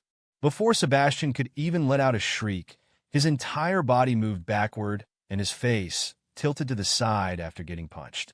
Blood spat out from his mouth, splattering on the people beside him and on their meticulously custom-made suits, leaving striking marks on them. Sebastian dropped to the floor, and only then did he let out a terrible shriek and roar. Chaos suddenly broke out within the crowd of people. A few security guards who had recovered from the shock quickly pounced and grabbed hold of Jasper with everything they had. However, even with that measure being taken, Jasper still managed to land a few kicks on Sebastian's body. The crowd was thrown into havoc, and amidst the noise, Sebastian's roar was heard. You son of a B***H, I want you dead so badly. I want you dead. Jasper freed himself from the restrictions of the few security guards. Seeing that they were still attempting to surround him, Jasper gave them a cold glare. Get lost! It was a low roar, yet Jasper had demonstrated his dominance. Ever since being reincarnated, his aura revealed that he was at the top of the hierarchy and asserted the power of his wealth that was worth billions. In other words, One could easily feel the domineering aura from him, even if he was not triggered. What was more, Jasper was currently exasperated. The few security guards looked at each other. They did not know why, but they felt frustrated even though they were dealing with someone who was almost the same age as them. It was as if they would end up in deep trouble if they disobeyed him. The security guards gulped their saliva and hesitated, not having the courage to move forth. Jasper's icy cold gaze then landed on Sebastian. Sebastian had been disgraced, his face covered with blood. His left cheek was swollen after being punched by Jasper, while the other side of his face was covered with a red blood stain. He also had a posterior molar tooth that fell out after the beating. From the few kicks Jasper inflicted upon Sebastian's body, his suit that he cared so much about was all full of shoe marks now. Sebastian was currently looking even worse than a beggar who failed to snatch some food. At this moment, he was far from keeping his elegant composure. Sebastian's body was fumbling. After entering the industry for tens of years, he had never endured such a beating. It was done in the public's eye, too. How am I going to face the public in the future? Jasper did not continue going forth to beat up Sebastian. At the end of the day, the business world had its way of settling grudges and arguments. Brawling was just because of a spark of emotional agitation. Jasper's intention was not to make Sebastian lose his pride nor suffer. He wanted him to lose his fame and fortune, as well as everything else he had. At that moment, Dawson also pushed away the person who was yanking him and stepped into the scene. Dawson looked at Sebastian delightfully and said to Jasper, "Let's go. About the issue that's coming up, we'll have a thorough discussion about it later when we return." Jasper nodded, and together with Dawson, they spun around to leave. The other people dared not block them. As for Sebastian, he was staring at the back figures of the two men. His eyes were gleaming with deep-rooted cruelty and grudges. "Just you guys wait and see. I'll deal with you guys till you're dead. I'll make you both kneel before me and beg me." After exiting the hotel, Dawson pulled Jasper over and casually found a stall to have supper. Just like that, the father-in-law whose net worth was over tens of billions, and his son-in-law casually sat at the stall selling supper and started drinking beer. They ate cheap grilled meat too. Jasper knew that Dawson was not in a pleasant mood, so he did not say much and got the boss of the stall to serve some peanuts and pickles that need not be cooked. He also ordered a dozen bottles of cold beer. Accompanying the father-in-law and getting drunk together was one of the things a qualified son-in-law should do. They opened up the beer and gulped down half of the bottle. Dawson held onto the bottle and hit it hard on the oily table. He loosened up his necktie and unbuttoned one of the buttons on his shirt collar. Dawson lifted his eyes and said to Jasper with a bitter smile, "Was I really that embarrassing today?" Jasper shook his head and said seriously, "Not at all. You're the man." Dawson smiled and said, "Wendy's mother, Linda, had followed me since she was 19 years old. She was the daughter of a lecturer in a university. Back then, I was just a poor brat from the village with nothing. But it was nothing like those stories. Her whole family supported her decision and treated me very well. Besides, the very first fund I had for my business was also provided by her dad. He took out the money with his salary and savings to aid me. Even though Linda was born with congenital cardiovascular malformation, it wouldn't affect her daily life. The doctor mentioned that there was no cure to this disease, but she could at least be able to live up to 70 years old. At that time, the boss of the stall served the grilled meat. Jasper took 2 bites of it. Then he lifted his bottle of beer and clinked it with Dawson's before drinking. "It's a wonderful story."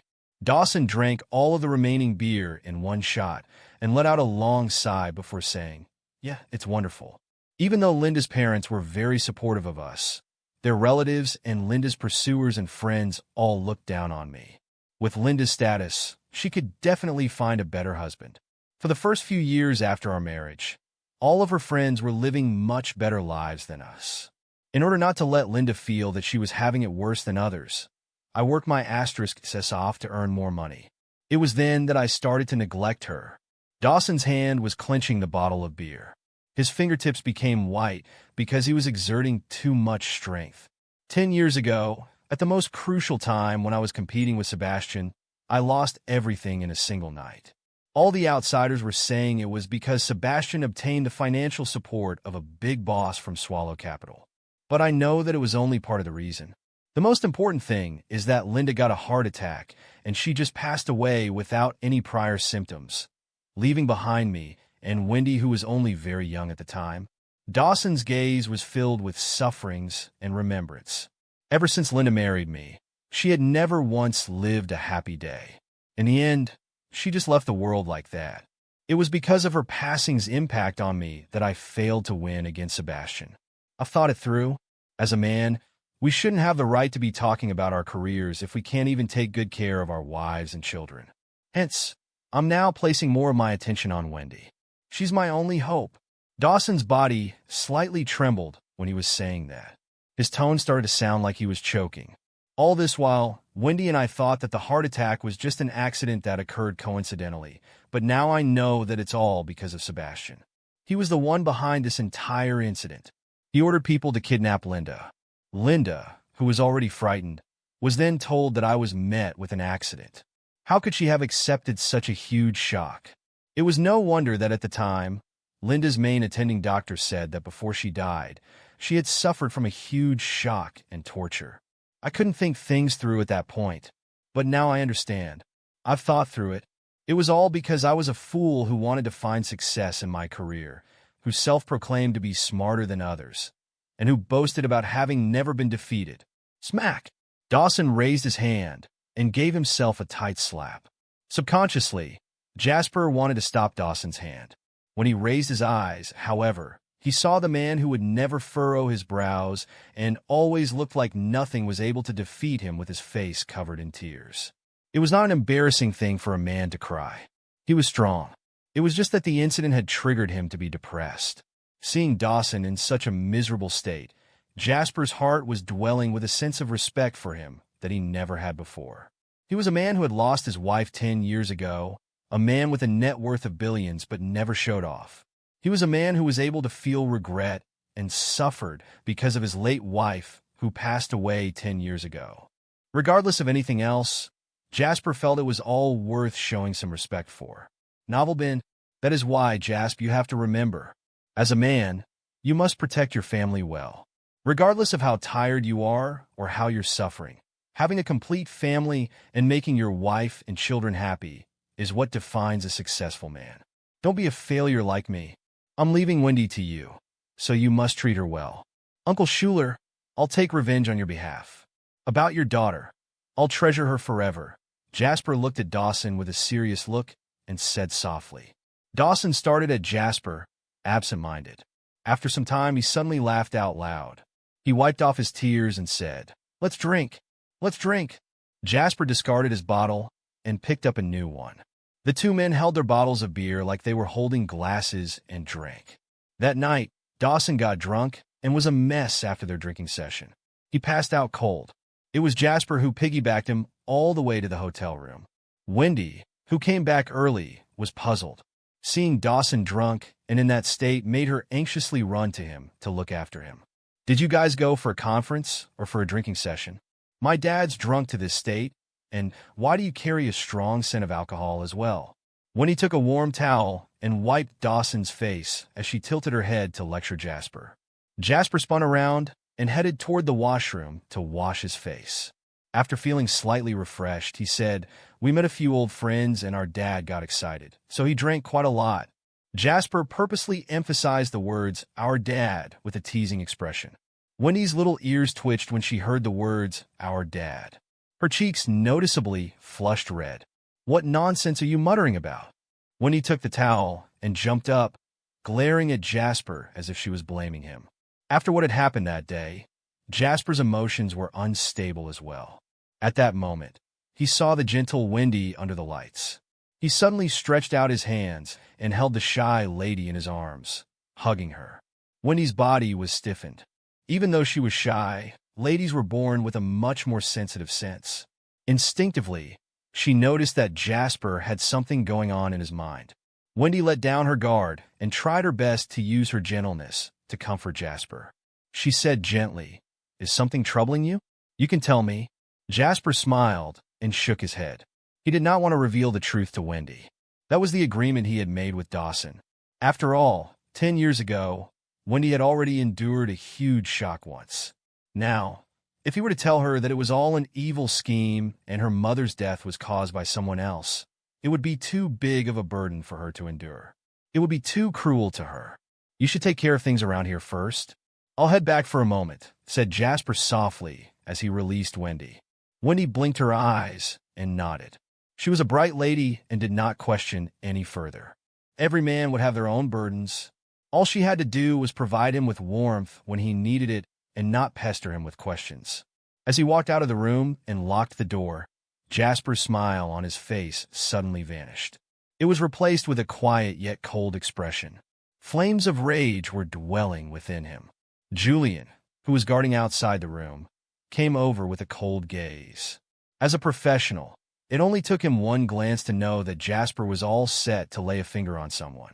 "Who is it, Brother Lane?" Julian asked calmly, giving off a murderous aura. Jasper tapped on Julian's shoulder and said with a smile, "You don't have to make a move for now. It'll only soil your hands going against scumbags, and that will just make them look like someone of a higher status." After returning to the room, Jasper thought it through. It's not going to be easy going against a supermarket company like Cameroon. The important thing is its size, which places it in a very cumbersome position. If it was smaller, then I could just squash it immediately.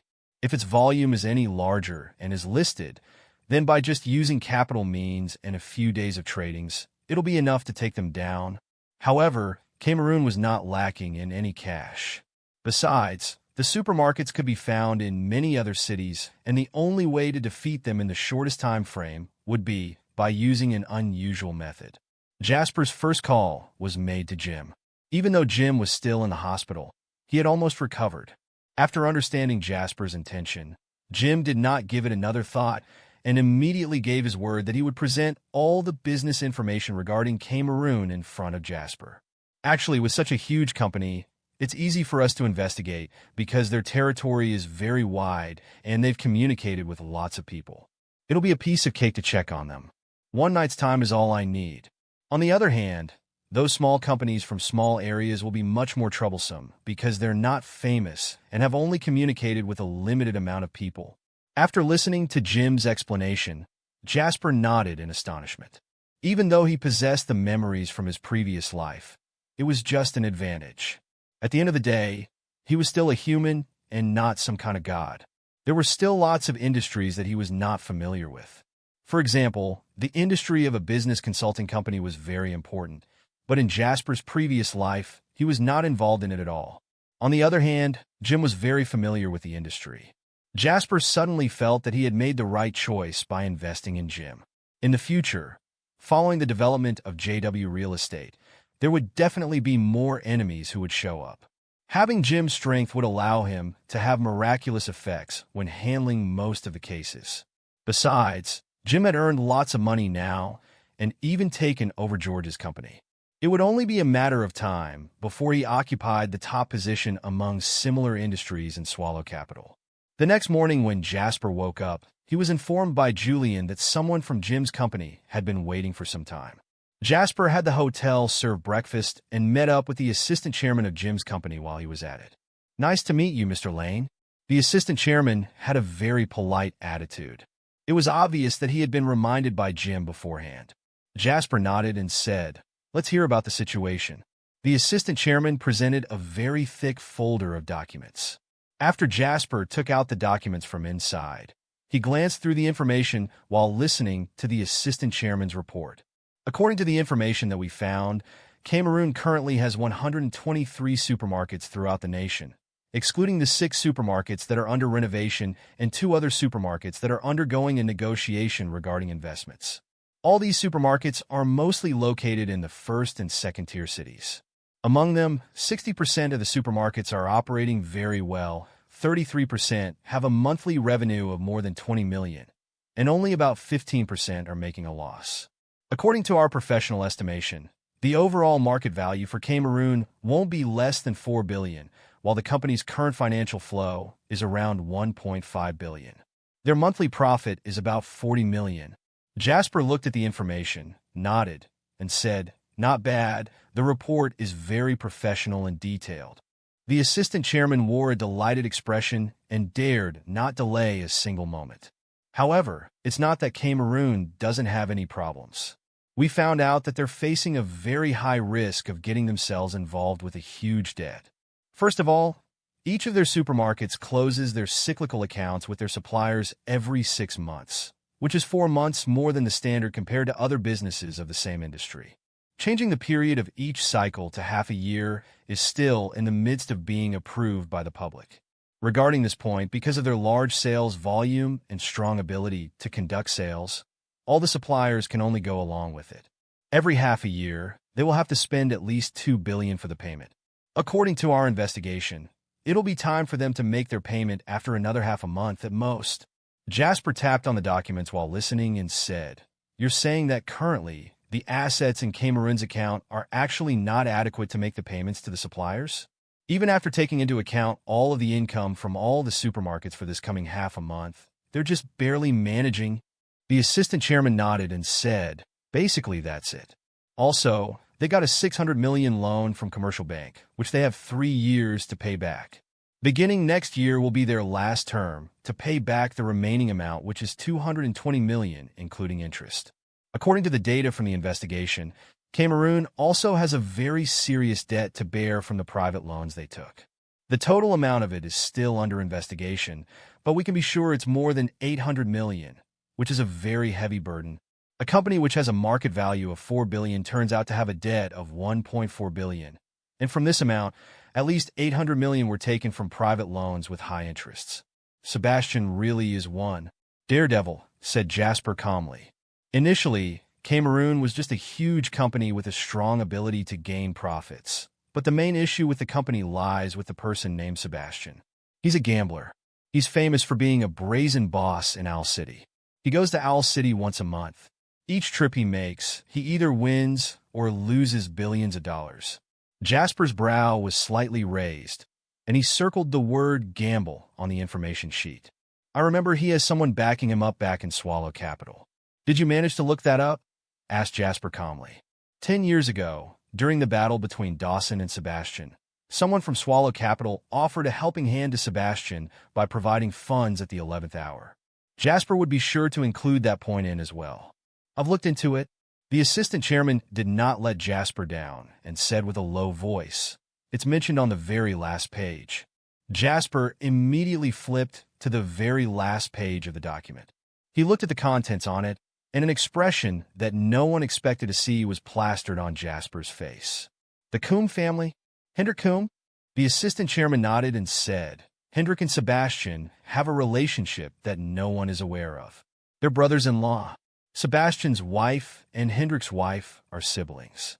Also, it was Sebastian's nephew, Hector, who introduced him to Owl City.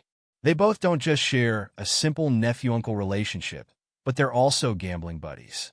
Or else, how would a brat from the village come to know about places like Owl City?" After more than 10 minutes, the assistant chairman left the hotel suite politely. After closing the door cautiously, he left the scene joyfully. In the suite, Jasper gradually squinted his eyes and dialed Hector's number. After half an hour, Hector, with a perturbed look on his face, and Jacob slowly made their way to the entrance of the hotel room. "Brother, Jasper is looking for us, but what's the reason behind it? Haven't we settled the grudge between us?" Even Eric Turner was squashed by him. "I heard that it was Brad Turner who showed up in the end and paid huge compensation to Jasper. Only then was the issue resolved. I'm really scared of him now," Hector said with a teary face. Jacob was calm and said, "You're the one who he called. How am I supposed to know when you don't even know the reason? Anyway, let's just go in. Remember, we need to behave appropriately later. Don't go around calling him by his name. You must greet him as Mr. Lane." As the brothers were talking, the sound of the hotel room door being knocked on was heard. Julian opened the door, and the Coombe siblings bowed to Julian with smiling faces. As the second generation of a rich family, they were well aware that it was easy to meet up with the Lord, but the assistant beside the Lord would be difficult to deal with. If they were to offend Julian, this bodyguard of Jasper's could easily speak ill of them in front of Jasper from time to time. That would be the worst case that they would be regretful of. "Come in, Brother Lane is waiting for you guys." Julian said it calmly and did not bother with the two of them. Hector and Jacob dared not waste a single second and ran into the waiting area. They stood politely in front of Jasper and asked, "Nice to meet you, Mr. Lane." Jasper spun around and looked at the siblings. "I haven't seen them in a few days.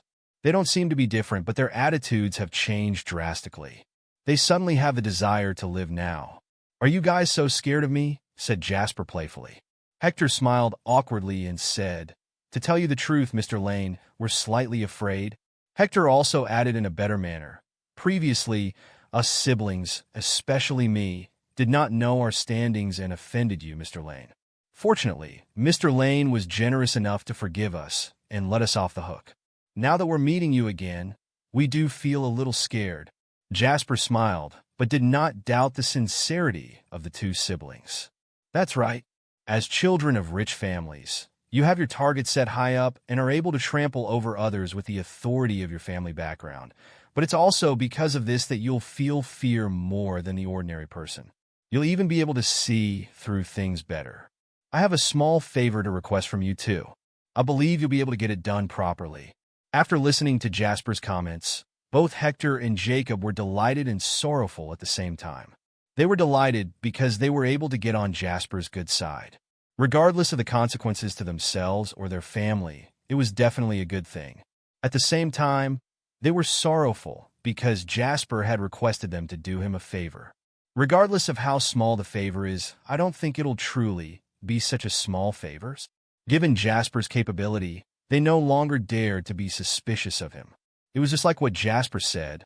They would fear outstanding figures like Jasper more than the average person because they were very well aware of the authority possessed by the likes of Jasper.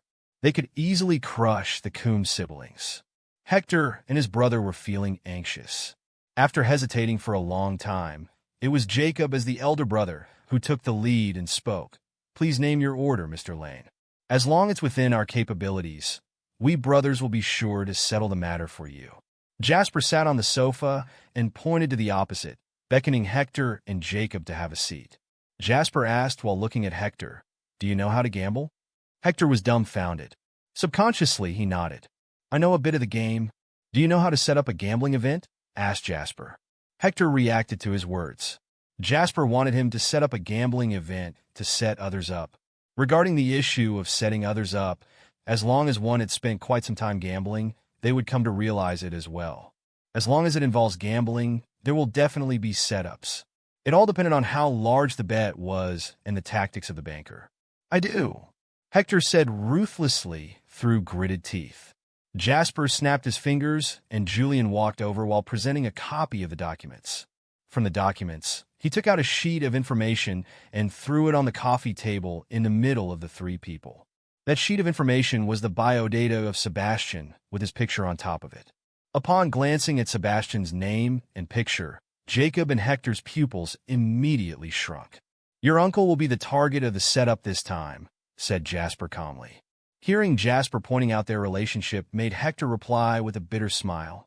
"Mr. Lane, I wonder what my uncle has done to offend you? Can I apologize to you on his behalf?" Jasper raised his hand to stop Hector from talking and replied calmly, "This is not a matter of me taking offense.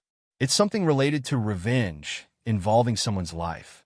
You guys can't afford to be the middleman for this. The same goes to your dad, Hendrik Coombe." Hearing the comment made Hector and Jacob exchange looks at each other. Both of them felt a chill crawling up their spines, all the way to the depths of their souls. "From what I know, the relationship between you guys is not that good, right?" said Jasper calmly. The corners of Hector's eyes twitched, and he said with a dry smile, "Well, we did have a huge fight 2 years ago, and it ended with an unpleasant outcome. But after all, as someone of the younger generation like us, to be so calculative with our own seniors seems to be rather. I won't make you guys do it without any rewards. I'll give you 20% of shares of Jim's business consulting company.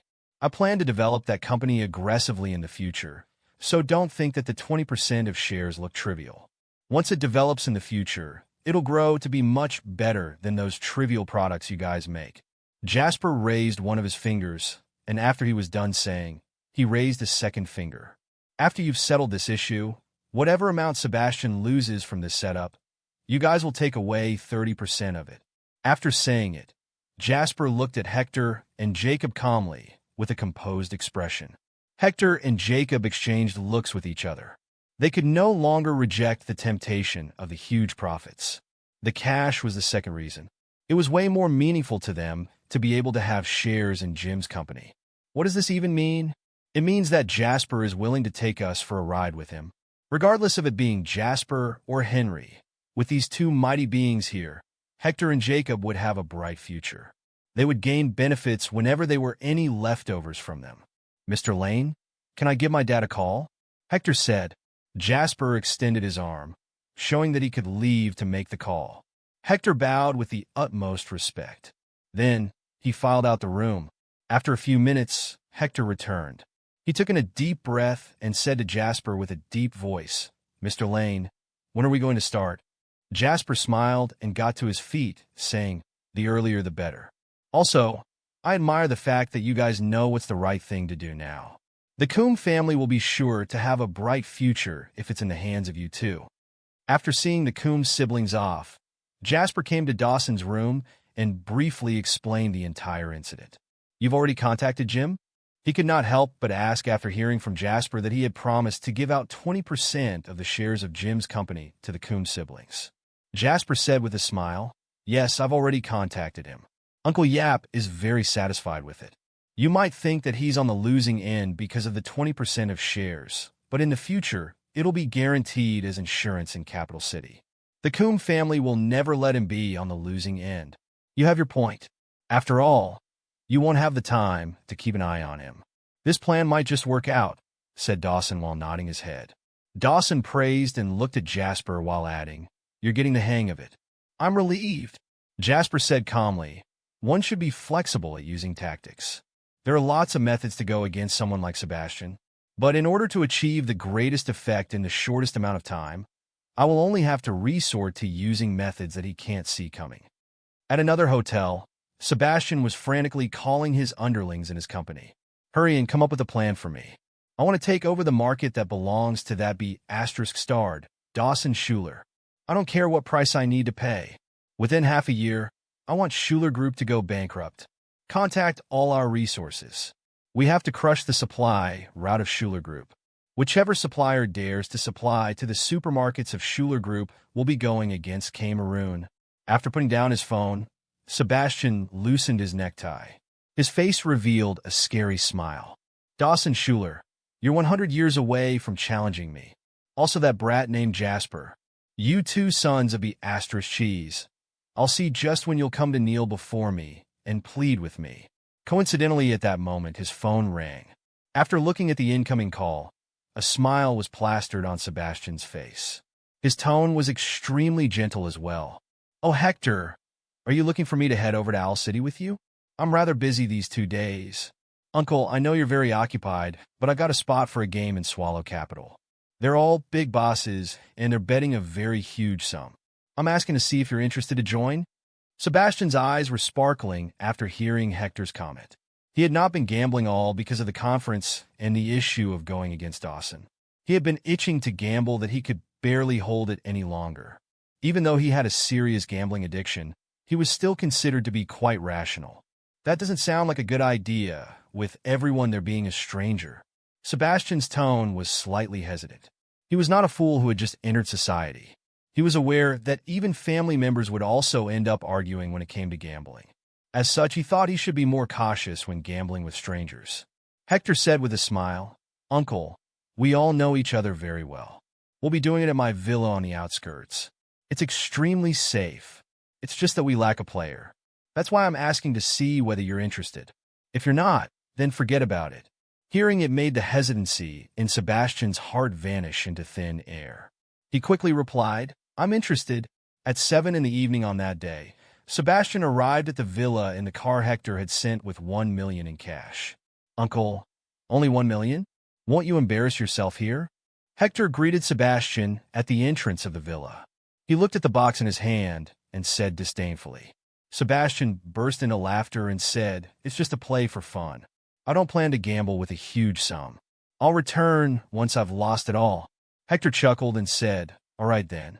My brother is also inside. Let's go in. Everyone has arrived. Hector let out a cold smile when he saw Sebastian's back figure that was entering through the door eagerly.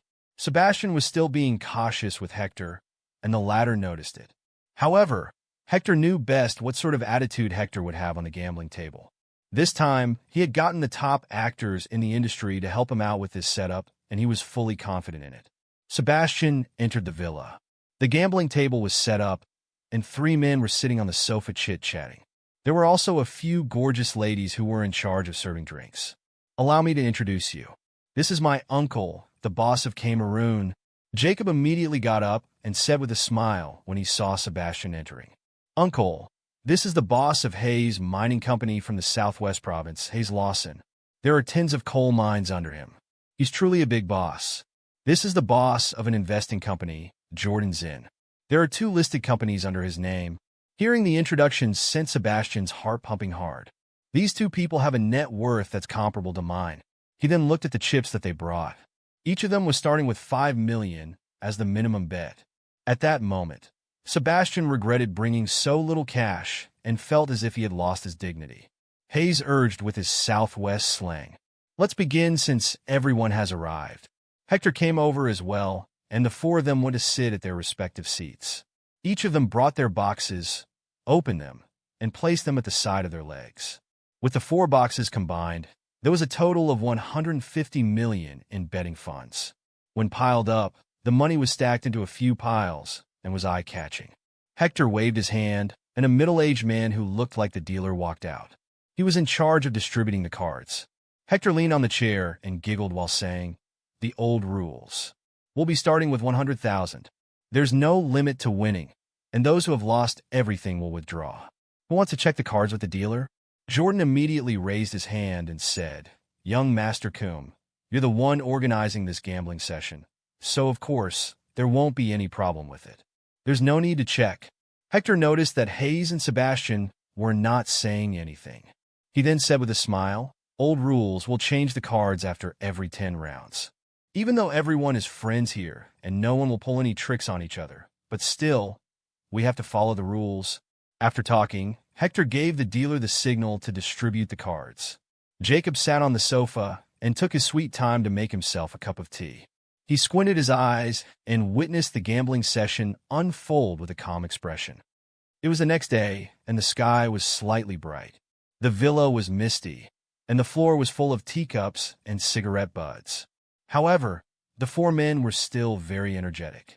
Hayes was exasperated and shoved the cards in his hands away. He said unsatisfactorily, "What the F***ck? I'm so unlucky today. 3 players losing to 1 player." Hector and Jordan's expressions looked awful. Only Sebastian was laughing out loud. At that moment, the boxes beside the 3 men's legs were empty except for Sebastian's. The bundles of cash could not fit in his box and were scattered all over the floor by his feet. He had won 16 million in cash. Sebastian did not expect himself to be this lucky. That night, he got whatever card that he desired. Even if he occasionally got fewer points, it was either his opponents had even fewer points than him, or they dared not bet with him and immediately forfeited that round. "Oh my, I'm just lucky today. It's been a while since I've had a good time gambling." Sebastian had a delightful expression and looked refreshed. "Well, we've lost everything. Why don't we call it a day for today?" Hector said calmly. Jordan got up and said in an unpleasant tone, and it ended. "I've long ago been feeling sleepy. Next time, I'll be sure to win against you." Sebastian also got up and smiled. He said, "You're always welcome." As they were talking, the gambling session came to an end. At the entrance, Hayes and Jordan's cars had already left. Hector was slightly envious as he looked at Sebastian ordering his chauffeur to move the money. He said, "Uncle, you really are lucky." Sebastian smiled proudly and said, "Those 2 fools don't even know how to play. Even though I only had a few points, they still didn't have the guts to bet with me. I got lucky a few times. It's all because you're great at it, Uncle," Hector said with a smile. At that moment, all of the cash was moved to the car. Sebastian got in and stretched his head out, saying to Hector, "Next time, remember to invite me." "Sure, will do." Hector squinted his eyes as he smiled while watching Sebastian's car drive away. He spun around to enter the house. Jacob was already awake and having his breakfast. He had one of his legs over the other. "Has he left already?" asked Jacob. "Yeah." Hector nodded and said with a cold smile, "Right now, he must be looking forward to the next gambling session. Even though Mr. Lane is not here, it's like he has predicted that Sebastian will have a change in mindset. His confidence in human psychology is way too creepy." Jacob shook his head and said, "Hurry and give Mr. Lane a call.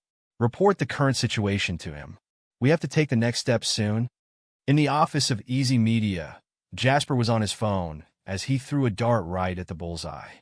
He said calmly, "If you want to fish, obviously you have to give the fish some bait. In the afternoon, I'll get someone over to deliver another 300 million. This 300 million, Jasper pulled out the dart on the red bullseye and continued calmly, "is the hook to kill Sebastian." After hanging up the call, Jasper spun around. Someone was already standing behind him politely. "Mr. Lane, you ordered me to get in touch with those private loan companies who loaned to Cameroon. They've already given us a reply. As long as we can pay 1 million to each of the companies, they'll immediately ask Cameroon to pay their debts. The debt is theirs in the first place. We're spending money to make them ask for their debts in advance. In this world, no one will reject such a great offer, let alone these vampires who give out loans with high interest." Jasper sat on the boss chair and said calmly, "Give them the money. Once they receive the money, they should bear in mind what they're supposed to do." On the third day, Sebastian was subconsciously looking at his phone. There was no message on it. He was feeling slightly frustrated. Winning money through gambling could be addictive. Besides, the addiction was a very wonderful experience. Ever since he won that 15 million during the previous gambling session, Sebastian had been waiting for Hector's call every day. However, in these 2 days, it was as if Hector had gone missing. He had not received any news from him. This made Sebastian anxious. Even though he kept telling himself that it was great enough to have won 15 million, and it would be best to stop now as he had earned this amount effortlessly. However, Sebastian kept thinking that if he were to continue gambling, he would have one more. The last time, the capital he brought was way too little, which made him scared when placing his bets. I made him unable to feel the thrill of the game. Just as he was thinking about it, Sebastian's phone rang. It was from Hector. Sebastian immediately felt joyful and quickly answered the call. "Uncle, Hayes and Jordan lost a lot of money during the last gambling session, and they're not satisfied with it. They've accumulated some funds during these few days. Same old place this time, and they're saying that it's to be a revenge game. But this time, their capitals are a bit too high. They're determined to win their money back. Are you coming?" Sebastian laughed out proudly and said, "Would I be scared of them? They're just people who have lost to me." It was still in the same villa. The gambling session had started, and the game was heating up. It was just that this time, Sebastian was not that lucky. It had just been an hour since the start of the gambling session, and he already lost 2 million. Even though it was just a small figure when compared to the 15 million he had won previously, it was still a bad start. 8 points, big, the dealer said calmly. He seized all the chips from Hayes and Jordan, passing them on to Sebastian. Seeing that he was able to win a round made Sebastian let out a sigh of relief. With just one round, he had won 400,000. The degree of excitement in the game could be seen. What the F***CK? This is ridiculous. You're able to win this as well? Jordan frowned and said unpleasantly. In the previous round, he only had 7 points. He barely made it but still lost the round. Sebastian chuckled and said, "You can't stop it when luck just decides to rush to you." "Better not be too full of yourself," said Jordan with a stony look. The gambling session continued.